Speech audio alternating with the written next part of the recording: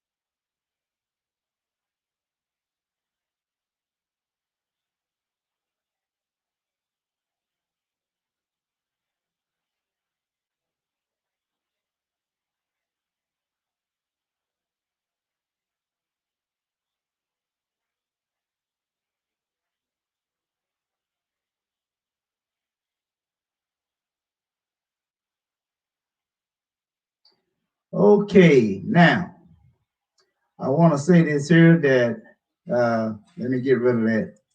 I want to say that we probably had some problem with that video, uh, playing, of course. Um, We want to go back and try to just give me 1 minute here. Let me pull it back up. Uh, give me 1 minute. Want to make sure that I have that video um, playing right now. I'm trying to go in here and find that video. Just give me a little, give me 1 minute here. I think we had sound, but we didn't have any. Uh, uh, we didn't have any video. So let me just run this here one more time, uh, along with the volume and the video together, and then hopefully we can go ahead and start this thing. So let's go ahead and run this thing one more time, okay? Uh, Give me 1 minute, okay? Do that one. Oops, give me 1 minute. Got my guests waiting here too. Just give me 1 minute here. I want to do a share screen, and then we'll go from there.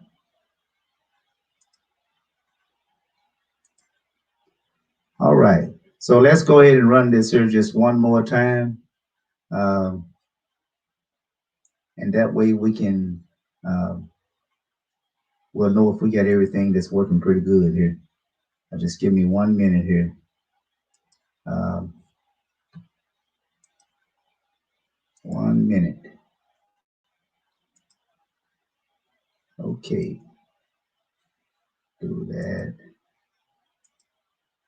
Now I think we're ready. So let me go ahead and just run this advertisement, and we'll be ready. Okay. And here we go.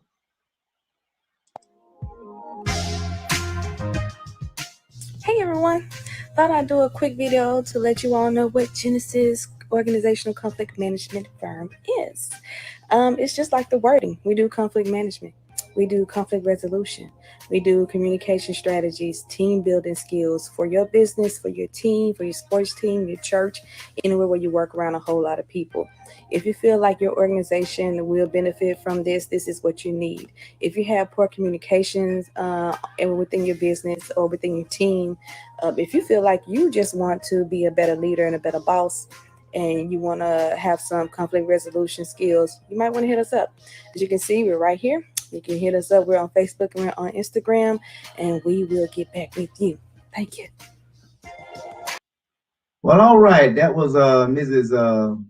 Lil Irvin bringing you her new business conflict management. So if you need her services, please do reach out to her contact information that she shared with you all.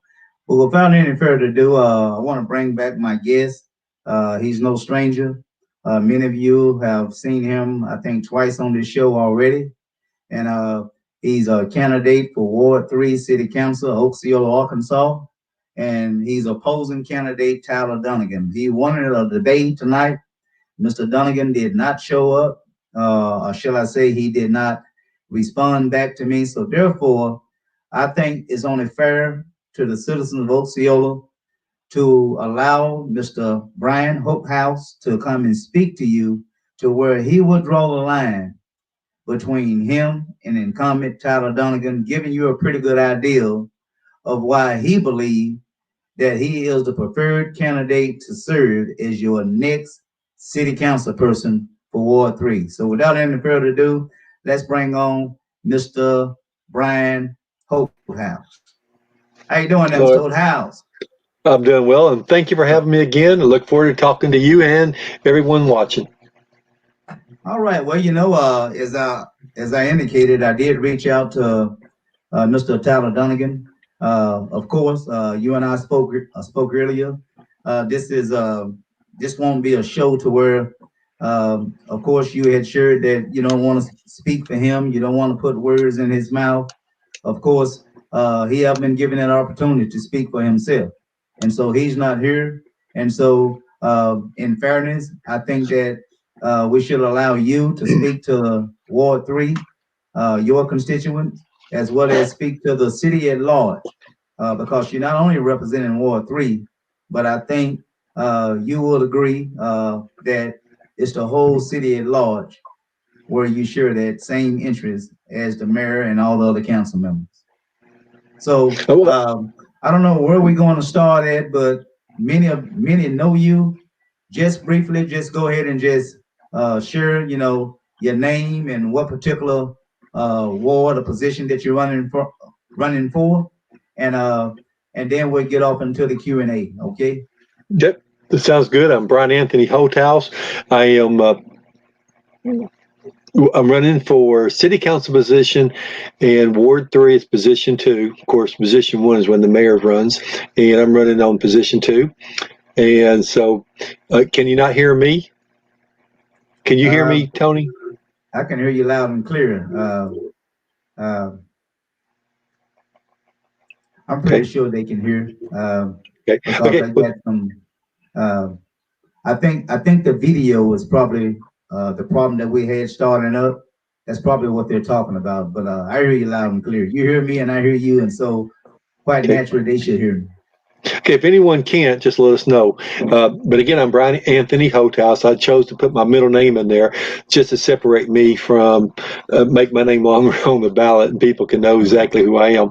Also, just running in Ward 3, I'm a council person. I'm very interested in working and helping my city, helping Osceola turn around and be the best town it can be. Oh, thanks, Cody, Mr. Cody. So anyway, I do want to talk about several things. These are things that I think dramatically contrasts or separates me from my opponent.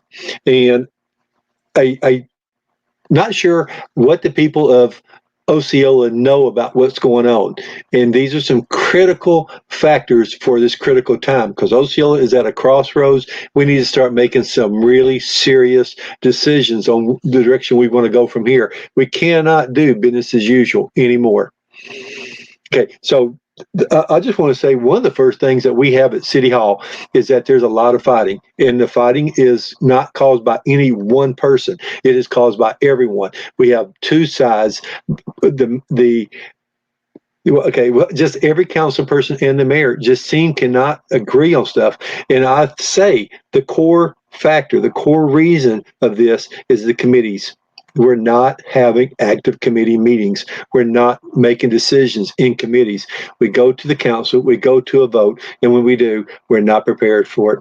And everybody who has a specific idea, specific way they want it, it ends up in a fight. So Okay, first of all, go ahead. okay, no, I just want to say we're going to have to stop the fighting. If we're going to progress as a town, we talked about this in the past, Mr. Hollis. If, like, for example, a man and woman relationship, they can't fight all the time. They can't do aggressive fighting. They can't do passive fighting. You have got to get to a point to where you make decisions and move with those decisions. It's the same with the partners. Same way with the city council and the mayor. We have got to make decisions and move forward and make it as transparent and clear to the public what we're doing, why we're doing it, how we feel, and how it serves our constituents. Okay, Okay, so I'm with you on that in terms of the council working collectively with the mayor. I'm with you on that wholeheartedly. The in-house mm, fighting, must cease. I'm with you on all that. Uh, but right now, tonight, as we indicated, tonight your mission is to become the next city council rep for Ward 3. mhm. So I don't know exactly where you want to start at. You've been Well, out that's where canvassing your area. You've been doing a lot of canvassing since you threw your name into this race, correct? Um, I have been canvassing so much. People are putting signs on their doors saying, "Please, no more canvassing, no more discussion, Mhm. no more, leave us alone." So yeah, I've been hitting every door as often as I possibly can. Anybody wants to talk about any issue, but I did want to start off with the fighting because I don't think people in Osceola understand at what critical mass level we are here in Osceola. We Well, we I are think at a all city council got that. We got that here in Blytheville. I mean, it's going. I mean, that's something that I believe is is going to be there. I mean, of course, you can always try to get better, but again, if we can speed it up, you and Mr. Tyler Dunnigan, during your canvassing, uh, have you encountered any voters in your area, Ward 3? Um, let's just call it what it is. Uh, what is your feel? I mean, uh, Okay. are they The first, satisfied with their present uh, council rep, no, or are no. they? Well, that's what let's Okay. start there then. I mean, what is the thing that they're dissatisfied about right now? Okay, here's the top three. Top three things. First and foremost is utility rates. We do not have a handle on the utility situation. We're How is that putting Mr. out. Dunnigan's fault, though? Okay, well, he's on the council, and okay, without him being here to defend himself, I'm really hesitant to speak on it. But here's how I feel about it. If I was the on the council in his position and I was running that committee, he is the chairman of the Airport Utilities Committee. It is his committee where people come in and talk about the problems that they have with utilities. It is his committee that actually addresses all the issues that has to do with electric rates. If the people are not happy, well, then we have to do something because they are ultimately the boss and they're going to decide what they do. We have to meet on a regular basis. We have to be able to present our program and what we're offering the people now, and then hear their counter offer what they really want. If we're too high on our rates, if we're not having the plans or any of the alternatives that we talked about in the past, then we have to start addressing or offering those alternatives. So what is Mr. Dunnigan doing? Okay, now the airport utility, that is a Committee committee that has the is duty chaired. to, let's say, have discussions on the electrical rates. That committee, correct? They don't have discretion to let you rates. What they do is they I mean, make I'm the just saying. I decision. mean, utilities. That's his committee, utilities, and it happened to be electrical rates. That's the question I'm asking, Mr. Right. Tyler Dunn. And He's the chair of that, correct? that is correct. So And is I guess my next question is that he is the chair of utility, he's the and chairman. so what is it about the utility that you feel that Mr. Donegan chair? What work is being done, or what work is not being done? As it relates Yeah. to, we're just talking elected right now because you said that was one of the things that you were hearing, elected. Right. So That's what the is number it? one issue. So what I is got you. it that he's the chair? So what is it that he's either doing or not doing that caused the electrical rates to be such of a concern to the people of Osceola? Okay. Well, first of all, we have to meet regularly, if even more than regularly. We have to meet enough and often enough so that the people of the city of Osceola can come in and address their And when you concerns. say we, you mean the committee, right? No, everybody in the community should be allowed to come to the No, I'm talking committee about the and committee address. right now. Right now, Right. I mean, we can talk Yeah, about the yes. community later, but right now, I Right. just want to just keep everything within this proper context. We're talking about the utility committee That's that correct. Mr. Tyler Donegan chairs. Correct. My question to you, based on what you told me about that was the number one concern was the elected rates. What I'm asking you right now, what is it that Mr. Donegan could be doing that he's not doing now that makes the electrical rates such a concern? Well, Surely, if we'll put it like this here, what would you do different that you're not seeing done now uh, in this, what is it, Airport Utility Committee? yeah, airport utilities. So Well, if see, you was chairperson today, let's talk. Well, since we can't talk about, let's talk about you. thanks. If Thanks. you Now, was, now I'm feeling you know, comfortable. if you was chair of that committee, Yeah. what Now is I it feel that you comfortable. believe you can do that would be somewhat uh, something that the people, your constituents, Ward 3, the people that you've been speaking with, have been sort of, sharing with you that the electrical rates are yet a concern to them. So what will you do different that you believe is not being done now? Okay, thanks. I appreciate that because I feel very uncomfortable talking about what he has done and how he feels and what he believes. I mean, if he if we're not meeting or whatever we're doing, he feels that's sufficient, that's fine. But let me tell you what I do if I was chairman of that committee. I would probably have two meetings a month, one of them specifically to deal with the electric department and what's going on in the electric department. I want the rates to be established with what we pay per kilowatt, what we're charging per kilowatt to either the residents, the churches, the factories, the industries, that is, and all the three different commercial rates. I want everyone to clearly see how much we're paying in and how much we're collecting. So how much you're paying the companies and how much we're charging the customers. Okay, so second meeting would be for everyone to come in and talk about the problems and be able to answer them why the rates are the way they are. Second of all, I'd be asking for people who would be interested in working on committees to help me put together teams who could go out and work on stuff, put together an analytical teams who could break down the numbers and see how and where we can work with the finance committee and how much money we can start lowering the rates. If we do it one time, let's say once every other month, once a month, we can do it on a regular basis. How often can we lower the utility rates so that the city can still afford it without sacrificing our services? If we do get to services, we're going to have to make recommendations on what we can. So the other questions we're going to have to start talking about is, we talked about those alternatives. We never even considered some of those alternatives that we talked about. We do not have energy consultants here. Why can't we train, let's say, 6 guys who works for the electric department, and when they're not handling emergencies, they could go around to the houses and say, this needs to be insulated, this needs to be fixed, this needs to be there. Here's where you're losing money on this appliance. This could be a more efficient appliance. This could be a different light bulb. There's 100 things that they go by and help people save money. And we're not doing any of that. We don't even know where to start, what's going on. We just simply have our meeting. I left it out in the car. What But that's happened at the not the last? responsibility of Mr. Tyler Dunnigan, though, is it? Yes, yeah, of course it is. This is the chairman. For us going around, doing these things that you had indicated. Like this lady right here, she asked a question, Miss Tiffany Wood, which is a very valid question that she's asking. She asks, why are the church rates lower than I think I read some of her posts. Why are the church rates lower than the residential rates?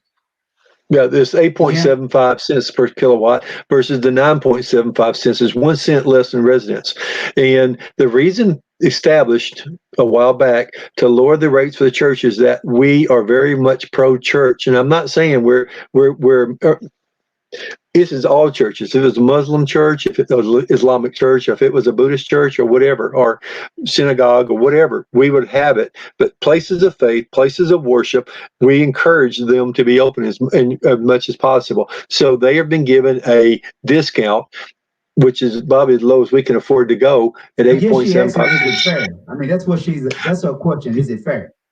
I can't answer that. How can I answer that? I mean, I'm just one person. I mean, you want my personal, individual response, or do you want to? I mean, if you want to speak on behalf of the city, you need to come to the city council and ask them at a city council meeting. But as far as I'm concerned, yes, I feel it is fair. Yes. These some of the things that came up over the years. The reason she wants to know that it's fair, as well as myself. What I know, back in 2010, there is a chart in terms of how the rates are set based on consumption. For example, I think you will agree, the industrial companies during Osceola, they buy it in bulk. They use a lot of it, correct? Mm-hmm. So by them using a lot of it, it's just like anything else. If you buy a lot, they pretty much give you a deal or a special deal or a special rate. Okay, right. Industrial use the most. Now the question becomes, who's the next biggest customer? The next biggest customer is the residential. Why? It's because they in their homes a lot more than the churches are at church. So, so hold on for a minute. But the question becomes, but we're talking about being fair. The industrial rates use the most and they get a better rate. Fair. Okay, got you on that. Who's the next customer that consumed the most? The next customer that consumed the most are the residential customers, because they're in their homes 24-hour period. They do a whole lot more than the churches are open, the grocery stores are open. There is no grocery store that I know of, not even here in Blount, that stay open 24 hours. So your next biggest customer is the residential customers. So why is it you explain about, the necessity and, from a moral perspective, I guess, why the churches is paying a lower rate than the residential rates. But again, we're talking about fairness. Is Mhm. it fair to Mrs. Wood and folks that like her to pay a higher rate than churches? That's the question, and then we can move on. Because you Yeah, already explained yeah. why, My answer is yes. My answer is churches yes rate. because houses of worship, we give them the best rate we can. They're nonprofit. They're Okay, you sometimes explaining that. You told us that. What they want to know is why them being the second biggest customer. I'm talking about residential now. Mhm. And then we'll move on. You explain to us why the churches is getting the rate that they're getting. You explain that. Okay. What Okay. she want to know that if we're looking at fairness and we're talking about consumption, why is it that they consume more for us using more electricity than the churches, but they're paying at a higher rate? And Well, she want to know, okay, you know, okay. You're asking two questions. Is it fair? Okay, maybe not. It's something we have to address. But the commercial people do use a lot more electricity because they have the air conditioners, they have the coolers, they have the doors open all the time. Yes, so they use a lot, and we should start looking at ways to lower it for them dramatically.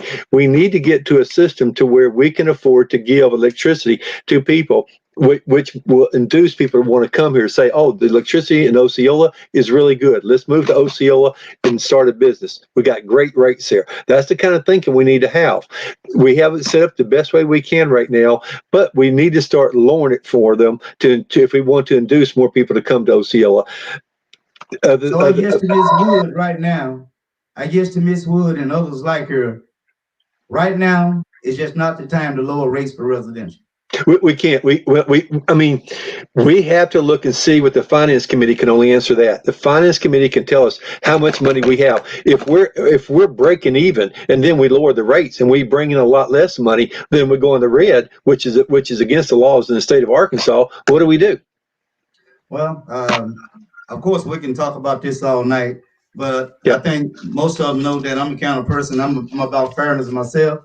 And if we're talking about consumption based on how much we use, then I know that we're talking about providing jobs and everything for the industrial companies and everything out there. But if we're talking about fairness based on consumption, then like Miss Wood and others, then I think they have a real Legitimate understandable issue. argument, to say why are we paying more than the church? But we're going to move on. I'm gonna come back to those questions. Like Miss Wood got several questions there, but I want to give you Okay. the opportunity to go ahead and you know Well, get back to your compare and contrast okay. between I you and will. Mr. Okay, Taladongi. well, let me just finish. The thing is, if in my second meeting, we should have businesses come in town and address and say, we think this is unfair. I have 7 stores. This is the highest in the all set of all 7 stores. The residents should come in and address it. We need to have that second meeting per month for people to come in and address their concerns. They're saying, why am I paying $500 a month here when my house in Jonesboro is only 150, or my house other places? Why are we paying so much in Osceola? We need to have that open dialogue to start talking about it. And if we have to just bite the bullet and start lowering the rates, we'll do it. Okay. Transparency in city government, that's where you'll go to next. I know it's just me just showing people what we're actually speaking of right now. We're speaking about electric rates, just being transparent. I mean, just don't paying attention to the screen. It's just me just Okay. trying to communicate with the viewers. Uh, Okay. Okay. The other thing that separates me from my opponent is that I want to start setting up neighborhood representatives who will help me with the situations that we have. We talked on my very first program the problems we have with streets, with lights, with dilapidated buildings, with unkept lots, with street repair. We have a lot of issues that fundamental social structures. I mean, we have street signs that are horrible, and I posted about that. There's a lot of things that I call simple infrastructure that needs to be repaired. But of course, not any one person can go around just all day making notes. And I mean, I'm going to do it, but I can't ask the other council members to do it just because I'm doing it. But I can get people in the neighborhoods to help me start looking at the problems that we have and then getting in touch with me. I'll give you an example. I made a little list of here. I got some guys that have asked when I was campaigning, I said, if I win, will you help me? They said, I will. Just like a friend of mine from school, Vernon Wilson, he lives down there on Sherrill, and he can actually start looking at the issues on Sherrill, Alicia, and that whole area and say, Brian, we have potholes here. We have some curves that are out. We have a street like that just went out. He can get back in touch with me, and I can take that by either putting it on Facebook where everybody can see it, or I could give it to department heads and say, these are issues that I'm hearing from. I mean, I have like Joanne Hill on Elm Street, Jimmy Carruthers on Diane. We have Eric Carpenter on Ken Drive. We have Ed Brinkle, who's on Christie. So you're talking about a long-term plan right now. Yeah, Sort of. right. I sort of understand that. I mean, from short-term to long-term. But again, I'm just trying to stay in the proper context so we won't spend so much time. Right now, what we want to talk about tonight, I think especially the voters in Zone 3, they need to make a choice between you and Mr. Tyler Duncan. Okay. And I'm just trying to give you the opportunity right now. I'm trying to give you the opportunity to draw the line. I mean, the things that you're speaking about now, I'm pretty sure that should you be successful winning this seat, then those some things, whether they're short-term goals or whether they're long-term goals, you can speak about that. But right now, I mean, I don't want to try to press you, but the voters of your particular ward, they know what they have now since 2013. I think Tyler been in that seat since 2012, 2013, somewhere in there. 2013, right. And so what they want to know now, they know what they have right now. I'm pretty sure they know that. What they want to know is that if they look at you as possibly being their next Ward 3 candidate, they want to know right now, based on the issues, like I said, you've been canvassing, and the number one concern that they have sort of shared with you were the elected race. Now, there could be something else. Is there anything else besides the elected race that they shared with you? Yeah. Right. And the second one is street repairs, dilapidated buildings, and unkept lots. It's like, if you want to say, it's like a deterioration of the small core infrastructure that we have. And that's the kind of things that, when I'm going to start talking to these people, I'm going to set this up within 3 months. How Tyler dropped the ball to what I'm saying? Because I know the last time when I had you here, we talked about all those things. And that's why I don't really want to be, sort of redundant and kind of repeat those things. We talked about streets. We talked about dilapidated houses. What I'm saying is that out of fairness, because we don't want to accuse Mr. Tyler Dunnigan, he's not here to defend himself. But what I'm saying is that based on the issues, you say streets and dilapidated houses. Okay, the voters know that there is a problem, but they want to know how come it hadn't got fixed. How come there hadn't been no attention, applied to streets. This is what I'm going to do. This is what I'm going to do. If I get elected, this is what I'm going to immediately start doing. Within 3 months, I'm going to set up this team of people who's going to help me in my ward. I'm going to start asking for the land bank. I'm going to ask my fellow council members to reconsider the land bank issue so we can start getting property into that. I'm going to also start working with all these people, going to start telling me where. I'm going to make sure that the city council know that I have issues in my ward, and I'm sure they have the same issues in their ward. We're going to start filling the potholes like immediately. We're not going to wait months or half a year or a year to start filling in potholes. We're going to do it immediately. And I mean, we're going to have it to where it's going to be online. I'm going to get a video, either going to be Osceola, Arkansas video, the Facebook page, Osceola video, or I create my own. I'm going to walk around and start talking about every issue in my neighborhood and how we got to get it fixed, when we're going to get it fixed. I'm going to bring in specialists. We're going to talk about the cost and the actual work that needs to be done to get stuff like this done. The biggest issue that most people don't know about is drainage. We don't have the experts. We don't have the people talking about it. We have been talking about it until ad infinitum, but we're not getting anywhere. We need to get specialists in here and say, this is how you're going to drain your town. That's Gary Cooper's. He does a very good job on addressing this. Now we got to start making some decisions. We got to get the people, the specialists that we need. We got to start identifying the problem, and we got to get working on it.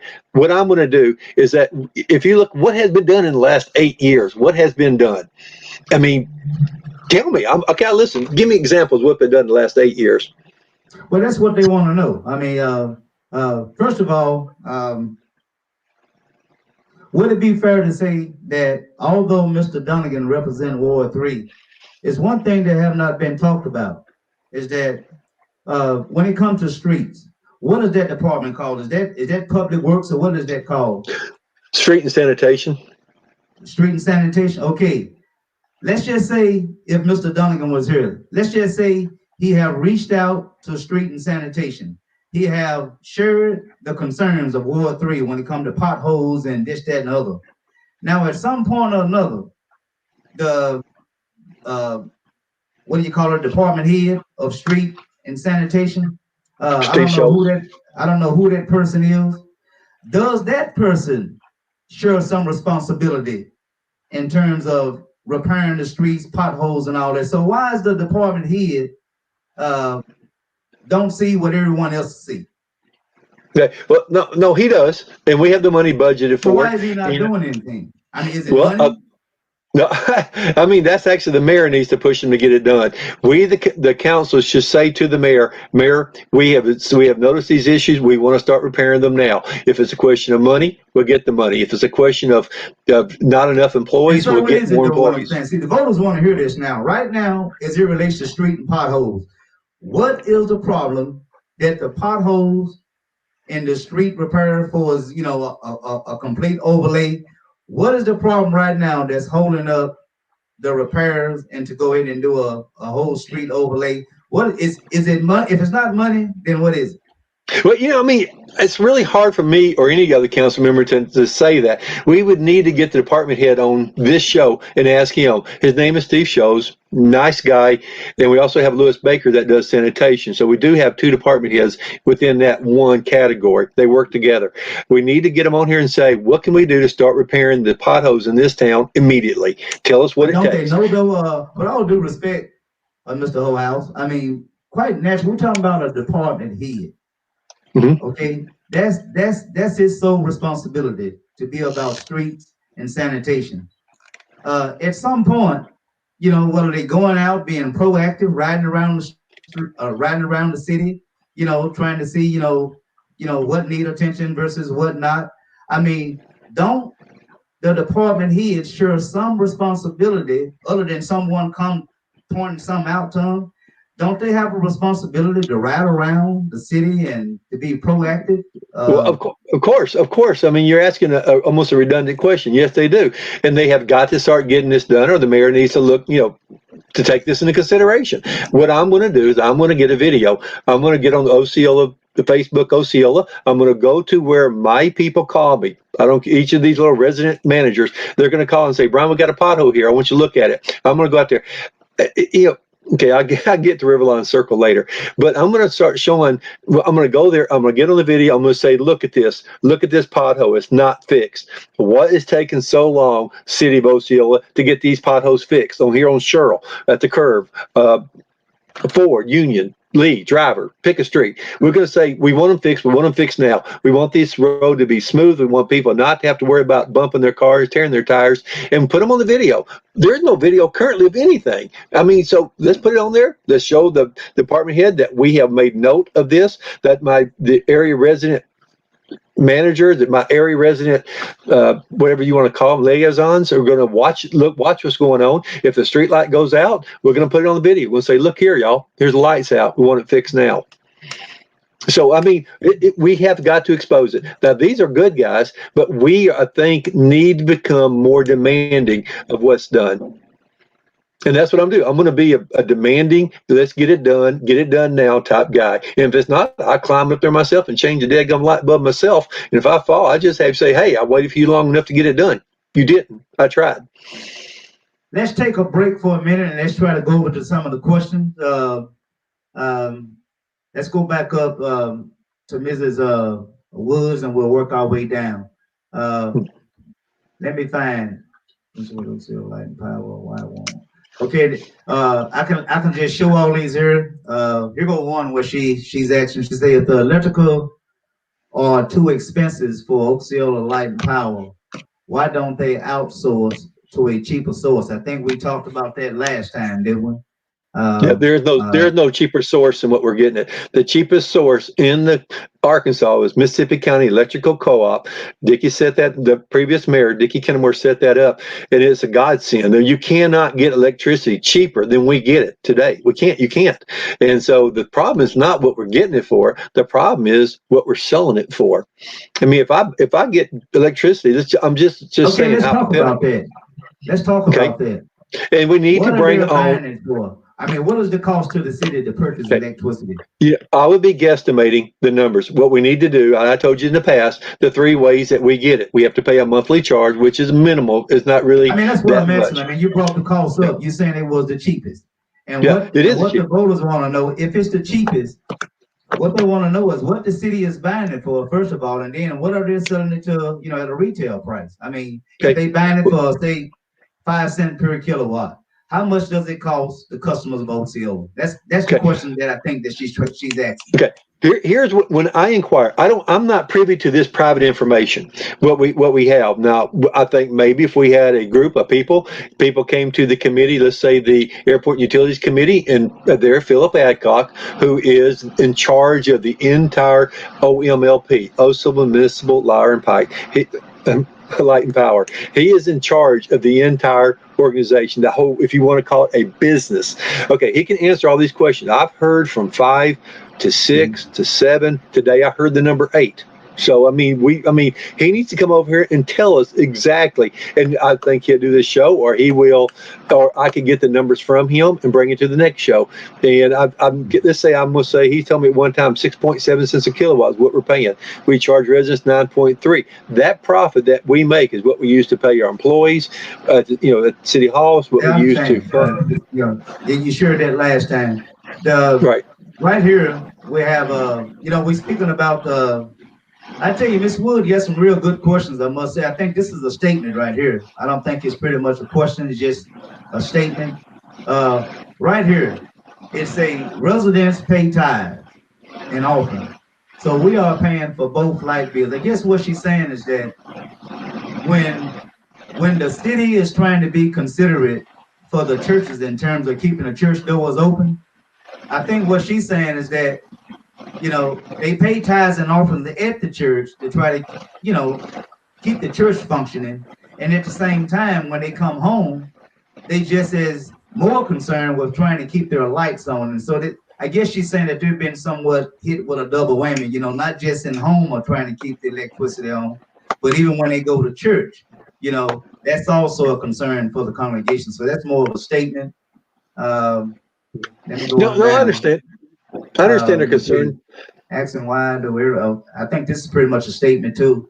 It's a yes. That's all I'm saying. And I've been asking why to everyone, and nobody has given me an answer. So I think that's what's frustrating. People continue to ask these questions, and they don't get answers. They keep being told they're paying the cheapest, but it don't reflect that in their light bill. And so that's what's frustrating. I mean, if you tell me that you're selling something to me that's supposed to be cheaper, say compared to other areas in Mississippi County, and I live here in Blyville, and I'm saying for a fact that I don't nearly, you hear me? I don't nearly pay the rates, or what I ain't gonna say rates, the cost. I don't nearly pay the cost for electricity here in Blyville that some of the residents during OCO pay. I don't get no three, $400, $500 electric bill. If my electric bill get $200, I'm concerned. Not saying that's not reasonable, but what I'm saying, I know how much I use. Yeah. Just want to get two more out of the way, and then I give it back to you, Mr. House. Okay, just let me get through this here. Uh, Again, I'll let you talk about that. She said, "What are your plans to lower the rates?" I think you said a little bit about that already. Uh, this is Moreland Moreland Brown. Power plants supply energy to who and not supply to Osceola. I'm not pretty sure I understand that. Here go another one. We we have been having these meetings, making the same complaints. What is the plan to lower the rates? Because the complaints are constant and no changing. I feel constant meetings about the same thing with no solutions is a waste of time. And that's what I'm trying to avoid. It goes back to 2010. We've been talking about getting the costs down. I think Mr. Tyler Dunnigan and another gentleman I shared some posts the last couple of days. He indicated that he voted. I think it was this year. I think it was like January, early January or early February of this year. He claimed that No. he voted to lower the elected rates. That's what Okay. Mr. Tyler Duncan Okay. said. I mean, I Let's, don't want to defend him because he's not yeah. here. Let's stop But for a second, Tony. Tony, let's stop for a second. That was not a lowering of the rates. What it was, we get a rebate from Mississippi County Electrical Co-op every year. When we use so much, we pay them. We're a member of a co-op. We're the owners. You, the city of Osceola, everybody else is a member. We got a rebate from them. The money came back. The profit money is split back to those who use it. We use so much, they gave us our money back. Okay, when we got our money back, we passed that savings back to the customers. There was no rate reduction. There was no change. It was just simply we got our money back. We gave it back to the people who already paid for it. You need to talk to Jason Stark about this, and he will explain it fully to you. But there was no rate reduction. There was no charge. There was no all you did was get your money back. If I give you $500 every month for 3 months and you give me back $1,500, well, what's the reduction? Where's the net loss? Where's the net change there?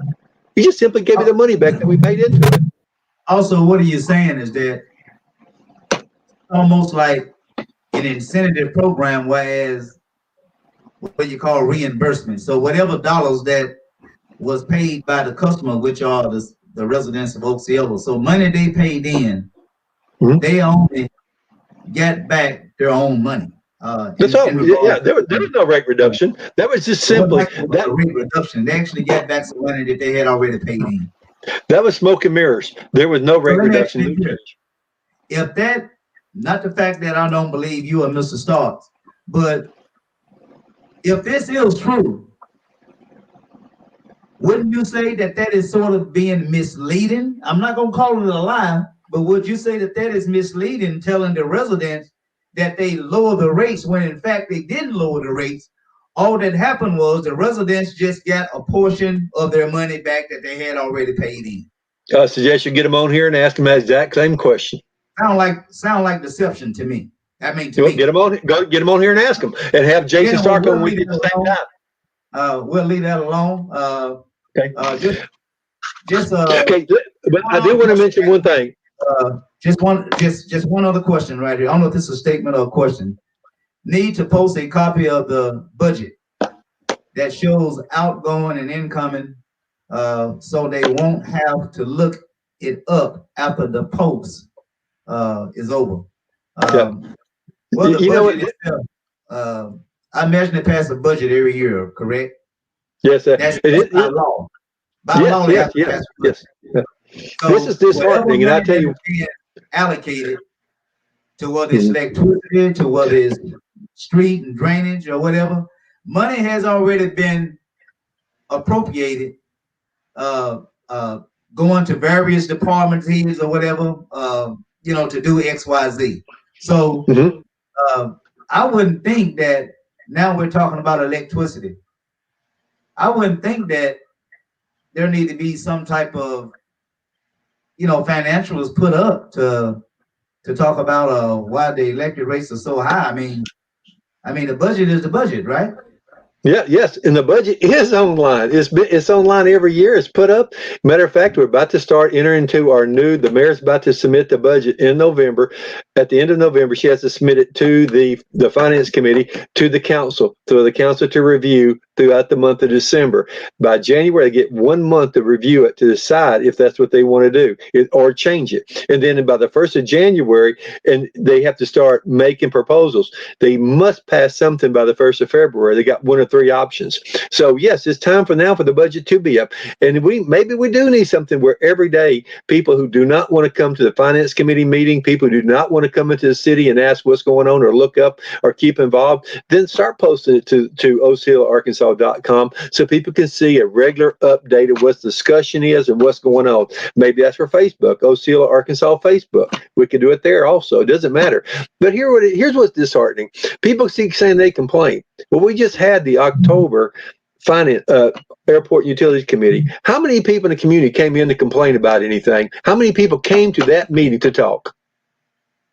What I will say out of fairness, in regards to the electrical rate, I do know that I was very heavily involved in that, and the people overwhelmingly came out on the elected race. If they didn't come out for nothing else, they overwhelmingly. Sometimes it was just standing room down there at the city Mhm. hall council meeting that they have. Oh, But I as remember I those days. indicated, that's why I'm sharing these concerns from the residents of Osceola. What I'm saying, candidate Courthouse, is that Hotels. the people are at the point to where they're tired. They're tired, and they feel like, why in the heck do we even go to any more meetings? They yet going to keep the rates high, and so I mean I feel it on both sides. You're saying right now, say like in the last couple of months or whatever, there hadn't been very much participation at the city council meeting. Grant you that, Yeah, but that's committee meeting, at committee the same meetings. And here's time, what gets me. you also must recognize that maybe they're just tired of being told the same thing over and over again. We paying for the what is it? We're paying the cheapest rates, but yet and still it don't reflect in their bill, and they keep being told year after year by candidate after candidate that the bill's coming down, and they're heading, so they're frustrated. So I can kind of understand why they, speaking the way they're speaking, and they're not going to meetings. Now, if they believe that something is going to turn around soon, at least begin to start chipping at the electrical bills. They're not seeing that, and so actually, I'm speaking on your regard. You don't have anything to do with the elected rates the way they are now. In fairness to you, That's that true. that, that is not your ball game. But at the But same time, I'm asking. Okay, I'm you know, asking the people to support me. I'm asking people to come to the meetings and talk, and I'm asking people to get involved and to say they do care. And then when we have the committee meetings, I'm saying my people are tired. They're sick and tired of being sick and tired. I mean, it's all just right, like we never agree, get anywhere. So agree. I said to them, we want to talk about this. We want to start doing it. We have the committee meeting. Not a single person shows up. And so they say, Brian, where's your people? Who's the people you say are tired? I mean, where's the people you say you represent? Where are they? And I said, okay, well, I'm representing them. I'm here. I want to get the rates down. We got to start talking about it. What we got to do, we got to find out what is it. We're selling the electricity for 9.75. We're talking about residents now. 9.75 cents per kilowatt. The average for the nation is 12.83 cents per kilowatt. We're 3 cents less than the national average per kilowatt. Okay, so obviously we're using more. And now the question becomes why? How much electricity do they use in Mountain Home? How much electricity do they use in Wynn? How much electricity do they use in Newport? How much electricity do they use in Bible? How much electricity is each household using for so many Okay, let square me ask feet? you this question here. There was a lady. Well, matter of fact, there were several people on the last time. Again, I understand everything you're saying about consumption, but people are so afraid that they're going to get a high electric bill that some of them that they go without burning their electricity. One lady had indicated that she wasn't even at her home, you know, Yeah, oh, for yeah, weeks. I But hear the this and thing I have the is, same problem. from a common sense perspective, if she's not in home, how is it that her electric bill is just as high as though she was in home using it? See, that's where the frustration is coming in. Mhm. And I'm trying Yeah. to talk to guys like you because you're trying to get elected on the council. You don't share none of this blame right now. But from a common sense perspective, I think that record is scratched and broken for the city to keep saying that they're paying the cheapest rate, but yet still it don't reflect in their bill. And so Okay. they need somebody like you to help them find out, okay, is there any other unnecessary spending? If we're paying cheaper and they're saying that they're not using no more electricity than they used the previous month or the previous year for that matter, but still the bills are high. They need somebody like you, somebody that's going to be their champion, that's going to find out, the financials, if there's infrastructure problems or whatever. They need a champion like you to help them. And so I'm not beating up on you. I don't think they're beating up on you. But they need Hmm. to know that if they're looking to hire or say change the whole city council, they don't want to get rid of the city council if they know they're not getting nothing better. And so I'm trying to give you the opportunity to speak to all these concerns here that we're talking about. They heard your plan, and all they want to know right now is that, and then I'm gonna shut up and let you talk. Is will you be their champion to try to make sense of these high electric bills? That's basically what they're asking you.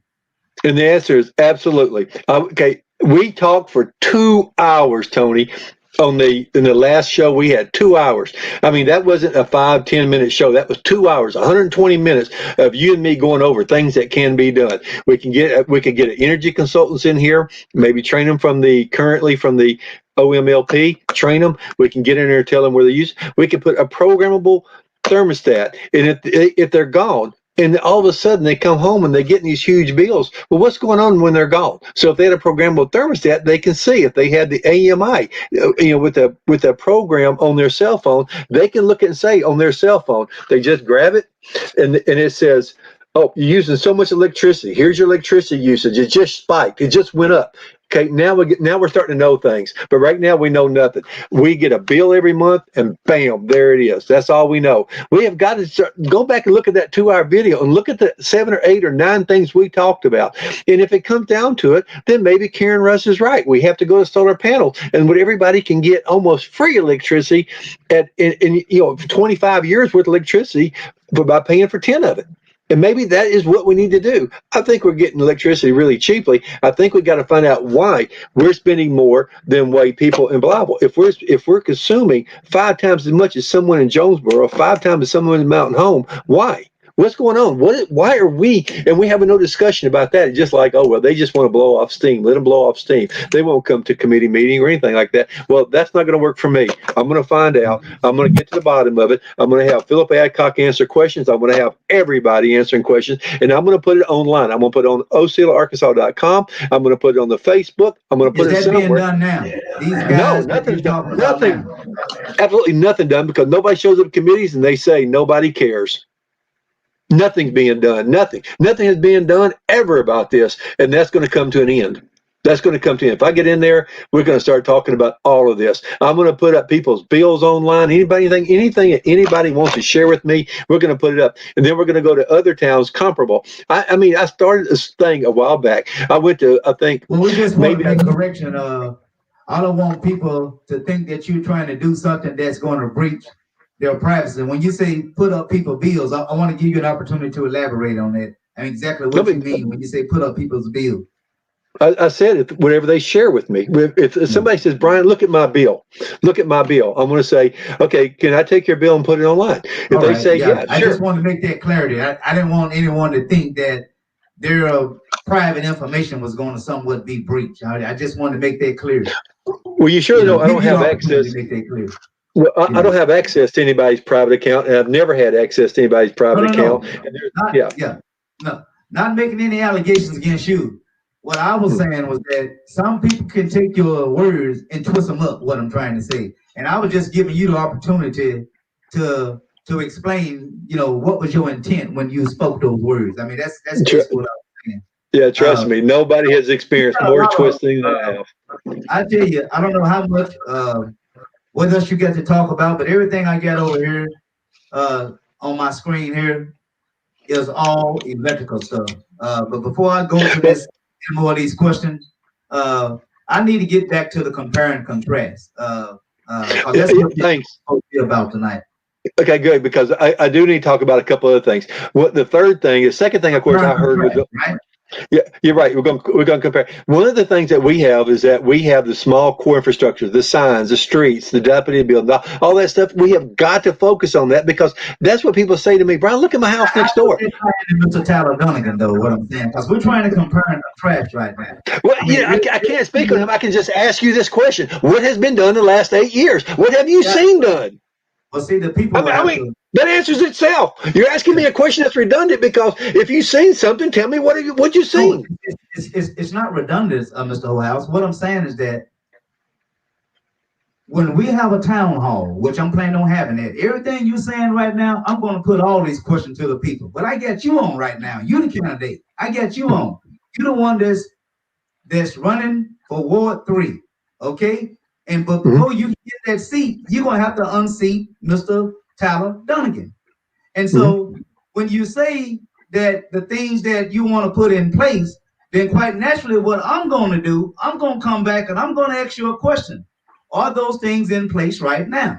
And if Yeah. they're not in place right now, which you have spoken, then that's where the line is drawn right there. I mean, they're Yeah, not in I'm place. saying, I'm saying nothing has been put online, nothing has been done, nothing has been shown. When I get in there and I get sworn in day one, I'm gonna go out the very next day. I'm gonna start putting every issue online for everyone to see and everyone to talk about. It is gonna be the people I've talked to who said they represent me in certain areas all over town. I've mentioned just a few. There's an army full of them. We're gonna every single day post stuff about what needs to be fixed, where it needs to be fixed, who is responsible for fixing it, what committee needs to fix it, and I'm going to expose all of this stuff that needs to be done. If there's something else that needs to be exposed, I'm going to expose it too. You've never seen transparency talk and discussion like I'm about to bring. And if people want to keep going down the same road where there is nothing, no transparency, no talk, no discussion, well, you know what to do. But if you're ready for a change, if you're ready to start making the difference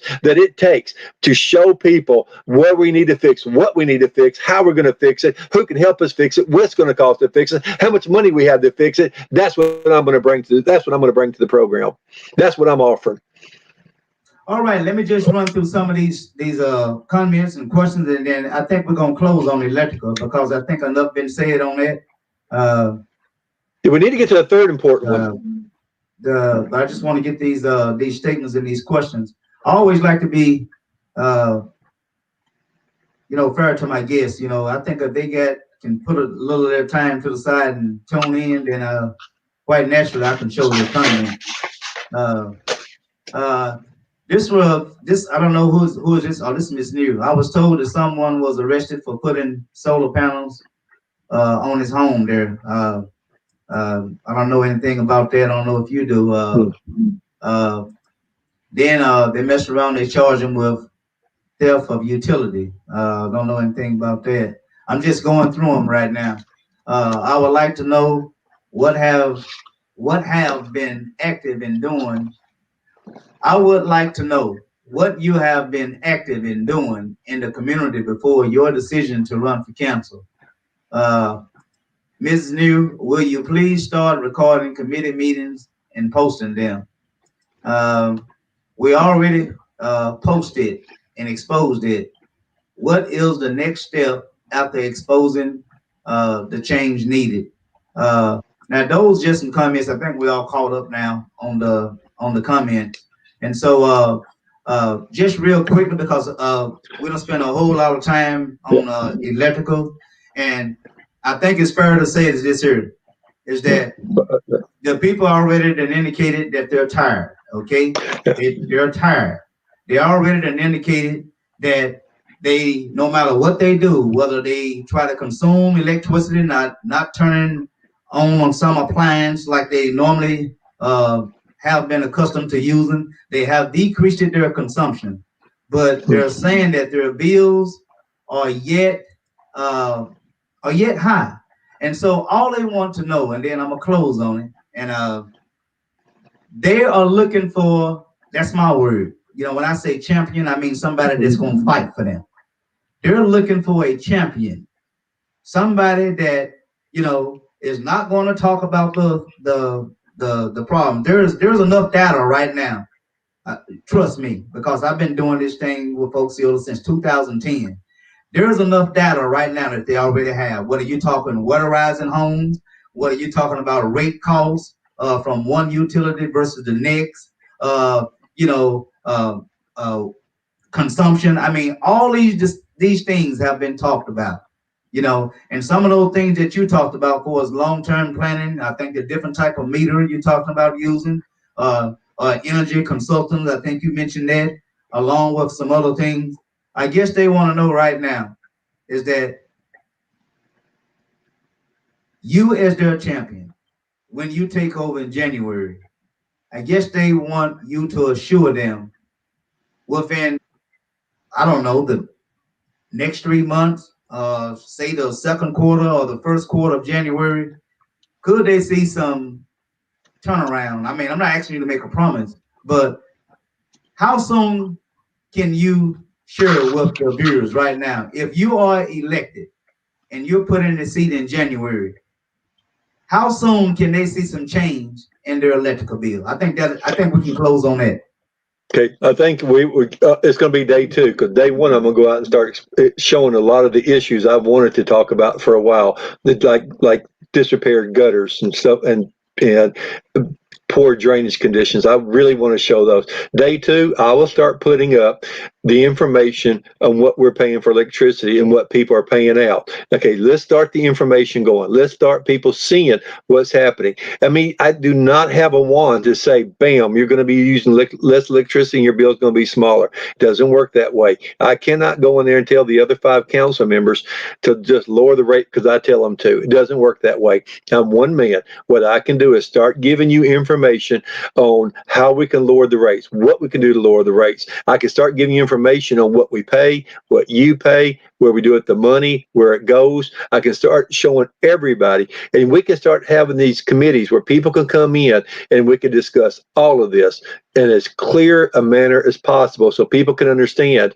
what's happening and why the rates the way they are. But our problem is that we're so dependent on OMLP and its revenue to supply all of the services that we have in Osceola that everyone's afraid to touch anything. We pay our police, we pay our fire, we pay our water department. Well, no, the water department takes care of itself. We pay for the OPAR, we pay for the airport, we pay for the golf course, we pay for the animal shelter. We pay so many things. Let me ask you this question.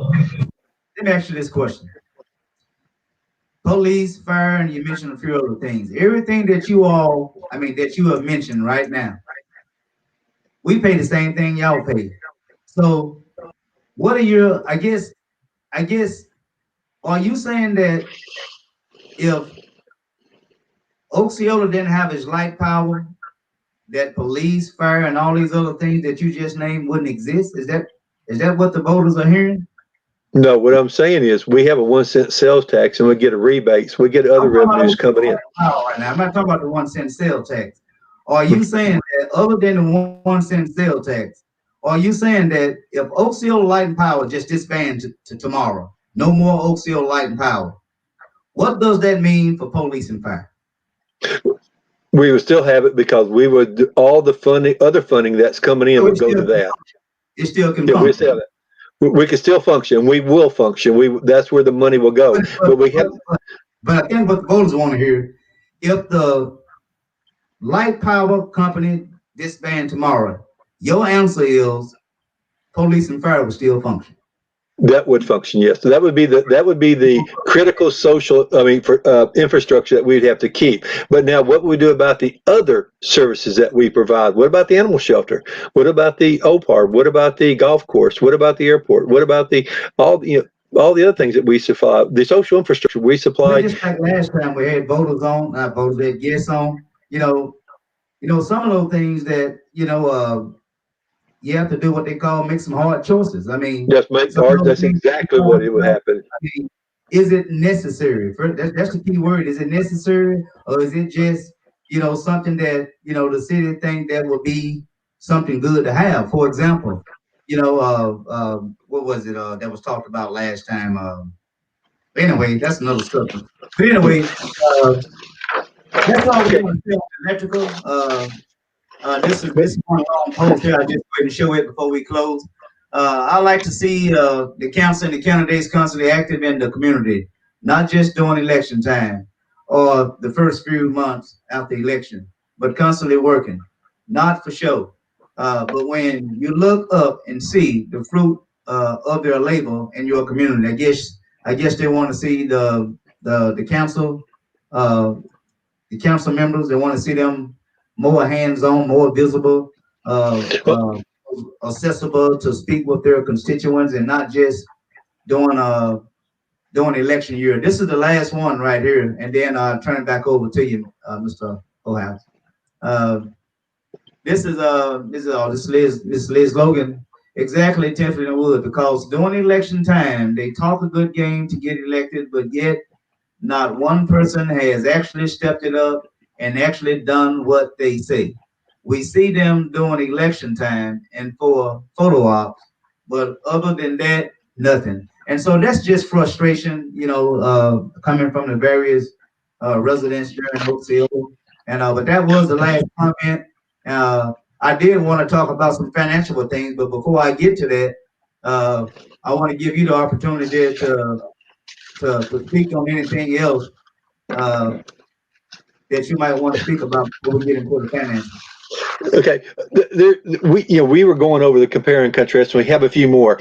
I mentioned Mrs. Logan a few minutes ago when I was talking about stuff, and I agreed. She made a post, and I totally agree with her about how every time we keep saying stuff, but we never follow through on it. It's almost like we'll say whatever you want to hear to get elected, but after we're elected, we disappear. We don't do anything.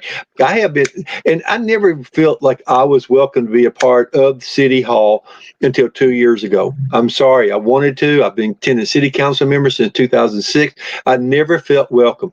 Well, Why is Mrs. that? when Why is Miss that though? I mean, why is that? I like for you to speak to that. Why is that you feel like you wouldn't welcome? I, well, well, Mr. Hollis, if I say you're not welcome to come to my house, would you feel welcomed? I'm asking you. I don't know. I mean, when you make Yeah, a statement like that, I'm I asking never you felt why do you welcome. feel I that don't you know wouldn't the welcome. reason. I don't know the reason. I just do know that 2 years ago, when Mayor Wilson got elected, she made one room called the volunteer room, community room. You can go in, you can write grants, you can go in, you can start looking at programs, you can start making bids on products that are being sold. I looked up, the trash bag to see if we're paying a fair price. I spent a month doing that, and I come lo and behold, we are paying the best prices on the trash bags. Nobody could even match it, and so I did that. But I write a lot of grants for the city, and I am one of the lead grant writers for the city. If you ever look at all these little green signs around town, that was something that I wrote, I mean, years ago. And then also I started writing grants, and Ray Foreman and I got a grant to start turning the community Rosenwald kitchen into a commercial kitchen. We also have we got just a small $1,900 museum grant. These are all small things. Jane Stanford is really good grant writer. She gets it for the animal shelter. She gets the grant for the costume build. We got an entire costume So building is being it put. fair to say that you already active in the community just from just that perspective alone, uh, going Oh, I've after just grants started. that's I've going to just benefit? started. I just started. Let me just tell you some more. My sister Sean Chafin, she mows the interstate for years, and people come in town, they'd want to pull off and say, "Hey, this is a very attractive community. Let's go in here." So we planted crepe myrtles. I'm a member of ACBA, which is the one that put one of the quadrants out the interstate, and then of course two factories, and the State Farm did one of them. And so we have four quadrants at the interstate. My sister Sean mowed it for 3 years, and I went out and picked the trash up so she wouldn't have to get off of it. Ask anybody in town. I pick up trash constantly pick up trash. I picked up matter of fact, one time I took the kids when I was mentoring them at the school, and I was actually, uh, I was at the volunteer of the year for the school, I think in 2009, because I took the kids out. We picked up trash around town. They helped me. I took them out to a buffet, and then we went to watch a movie together on Tuesday nights. Julie Wakefield can confirm all that. So we actually, one time, one of the kids ran into the Osceola Times, and they said, "Can we have your trash?" Steve Knox said, "Why do you want my trash?" He said, "We got a competition going on because we're picking up trash again, and Mr. Hotel's going to give whoever gets the most trash a gift." And of course, Deshaun Fowler won it that day, but because he really picked up the trash. But we do stuff like this constantly. If you want to get So, involved in organizations like but then do so so and again, see what we I do. mean, you may think trying to I'm trying to pick on you. I'm not, but No, okay. what I'm saying is that when we start talking about compare and contrast, call it out. So you do grants. I imagine Mr. Tyler Dunnigan, he don't do that. Okay, you just spoke about now how you are involved with the youth. I don't know if Mr. Tyler Dunnigan is involved with the youth. So what I'm trying to do, Mr. Howard, I'm just trying to draw a line. I'm trying to see what are some things that you either are already doing that Mr. Dunnigan is not doing. Okay, I well, mean, let your audience say what they've seen him do. I mean, I can't talk about my opponent. That's negative campaigning, and I don't do that. But think no. about it. Ask your audience what have they seen in 8 What I years. want to say is, I'm gonna close on because I don't want to. I don't want the audience or yourself. I don't want anyone to think that because I think I explained to you what this show is going to be about, compare and contrast. What I'm saying is that Okay, all let's the compare and contrast. Let's compare and no, contrast right now. Okay, I'm ready. all the things you're talking about now, as I indicated, anything that you name, if you don't know, you don't know. I'm going to come back and I'm going to say, so I imagine that is something that Tyler Dunnigan, Councilman Tyler Dunnigan, don't have upon his belt. I mean, because I got to do my point for the host of the show. I got to try to give the people something that where they can be able to make a clear decision between the candidates as to who they believe is their preferred choice. And so I turn it back over to you and let you go ahead and proceed.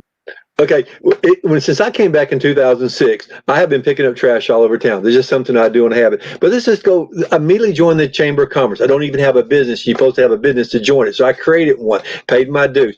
I mowed the chamber at the chamber. I mowed the yard. I cleaned up the bricks. I landscaped around the crepe myrtle. I went inside and I did the carpets. I steam cleaned the carpets. I changed the light bulb. I fixed the computers. I went back in the kitchen, helped Dorothy Halsey for years clean the tables up. So just so that I could get into the kitchen and clean it up so it would pass should we ever get inspected. Okay, that's just a chamber, and I've just touched the surface there. Then I went to Main Street. Ask how many of your people here who watch this show see me at bingo for almost 10 years now.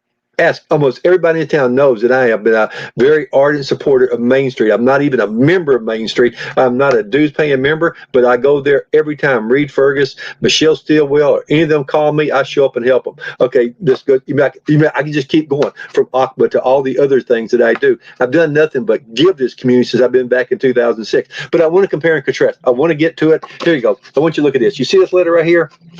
Okay. This is what I'm not going to do. I'm not going to sit here and tell you. I can't even see what I'm doing. It says right here, while my opponent was advocating for it to be. Oh, just go ahead and read it. We see you got Public. something in your hand. Just go ahead and read it. Okay. It says, Councilmember Tyler Dunnigan knows that quality of life is important for Osceola, has publicly supported OPAR and the youth, while his opponent was advocating for it to be privately funded. Okay. I support OPAR as much as he does. But if I write a grant and they get private foundation money, that's a bonus.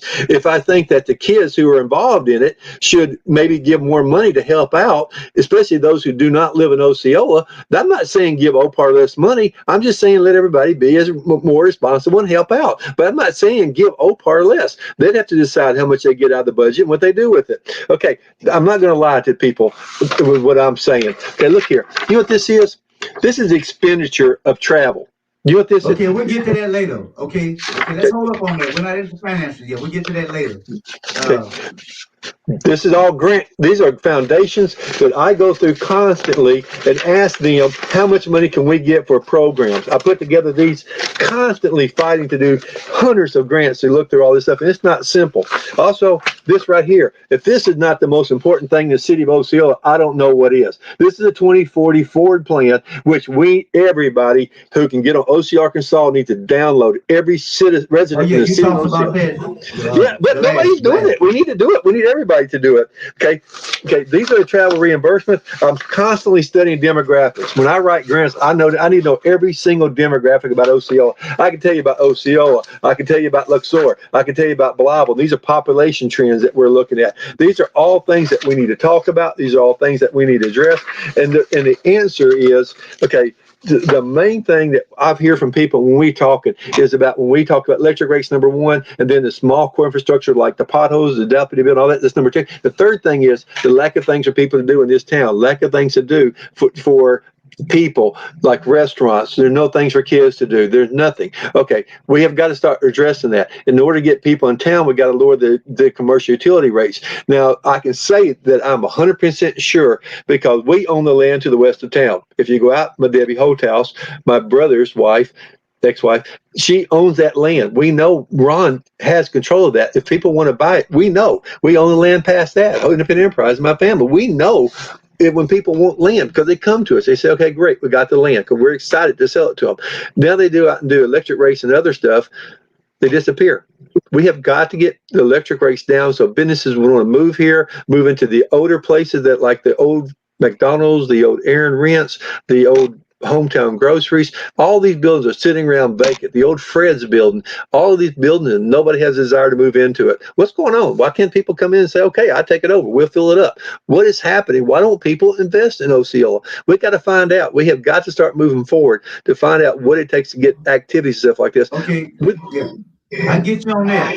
Just for the sake of time, so we won't spend so much time. I think you shared all those things last time, and of course, if you are elected, I promise you, I bring you back, and we can talk about all these things you're talking about now. But we already done. You done had an opportunity. Like I said, we had a 2-hour show back here when, and you talked about all these things. But Okay, I promise you one right, more thing then. I'm gonna promise you but one more thing, Tony Hollis. If I get elected, you and I are going to keep talking constantly, all right. constantly. And your people can ask me questions constantly. I'm not going to be hiding and saying, oh, I'm elected, I don't have to do anything anymore. We're going to talk constantly. We're going to put up stuff constantly. Oh, We're not my all here. people. They're not my people. Our They're your people, people. our people, our people, the people, the residents of Osceola, everybody. I mean, but it's not just Osceola. But it's Mississippi Yeah. County. And then this after Mississippi County, we become a model, a prototype. Then we can expand out to Helena, Marietta. We can expose to other people and show what we're doing right to get growth going on. Why people are talking, what it takes to get utility rates down in a small town. But all these things we can talk about, start developing, prototyping, and then everybody can follow us. And this is what I'm willing to do. I will tell you this, I won't leave you. I will be here all the time to answer any question you got for me to answer. All right, just real quickly, we're gonna close on this here before we move to the financial. But I wanted to go back. Uh, uh, there is at least one lady. She's sort of re-emphasizing what I have said to why I'm posing these questions to you. It's kind of going on both sides, Donegan and you as well. You take like for example, Miss Rhonda New. Speaking good things about Mr. Tyler Donegan.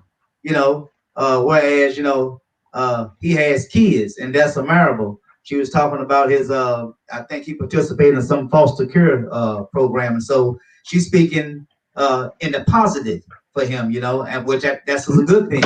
And then at the same time, we have Mrs. Wood, and this is her. This is to you. She say, "I do appreciate you for coming on. We needed to hear from you. I feel like I have a little better perspective of you than before. We in the community need to know you. How are you better equipped for this position that's exactly what I've been saying all along. And this is one of your votes. Like I said, your people, that's what I've been trying to do tonight, is that not to get you to bash Mr. Tyler Donegan, but they want to know, where do you draw the line? As a matter of fact, you go another one right here, where it say, right here, it say, we don't want you to bash him, but explain how you would better perform the job. These your voters, man. These your voters. And so that's basically what they want to hear, Mr. Holdhouse. I mean, it's not the fact that, they're looking for you to come out, with the knife and cut his head off, but in light of the problems that they have shared with you, that it be electricity, that it be streets, that it be dilapidated homes or whatever, that it be spending, they want to know, when you begin to draw the line, what they're saying is that, how will you be different? That's basically what they're saying. I'm gonna answer you by answering Lisa Logan, okay? I'm gonna answer you by answering Lisa Logan. I'm going to be here. I'm going to be visible. I'm going to show you my work. When you, in 4 years from now, my God, just go to his page. Just go to Osceola, Arkansas Facebook and look. That's what I'm promising. Go ahead. I think it's fair that I go ahead and show that. I didn't know she was on here, but this is Mrs. Liz Logan. Look like we got some feedback in the back. You got some electronics on or whatever. I heard something in your background. Oh, I'm sorry. I got a voicemail. Right, sorry. It got right here. It got very admirable. But what else has been done for the betterment of Osceola as a city? More needs to be done to make Osceola livable to where residents will want to continue to reside here and not continually move to surrounding areas to build. Osceola is falling apart and going down the drain. Population is decreasing by the hundreds, and everywhere is building their town communities for the better in growth. And so those that is some concerns that were shared by Ms. Logan. And so uh, the Well, people just want to have hope. I mean, they're looking for some hope. I mean, and they're looking for you as that hope, and they want to know, shall they elect you? I mean, the hope that they have, can you make that materialize? What they it's want to funny, see is, uh, I think what Brian. they're Yeah. talking about is effort. It's not so much that you making. No, I hear I you. hear I a hear lot you. I hear you. I hear. I I hear hear. What? I hear a lot of paper rattling. All they want I'm to know is sorry. that all they want to know is that you know they want to see effort. If you Unleash me is all I can say. you Unleash know me, Mister. Let me say. I'm gonna say. I listen to motivational speeches every morning when I get up and every night when I go to bed. I want to show you the very bottom. You need to read this. well, just go Read ahead and that. read it to them because I see Hopes drives hope drive rage. rate. Hope drives. You just said people want hope. You know why we're raging? Because deep inside of us, inside every one of us, we have rage. Because inside of us, there's a hope it can be better. There's a hope that we can do more. There's hope, and I'm past hope now. I'm at the point of faith. I'm hope is like I hope I got money to pay my bills. I hope I got money when I go in this store I can pay for stuff. I hope it's gonna be better tomorrow.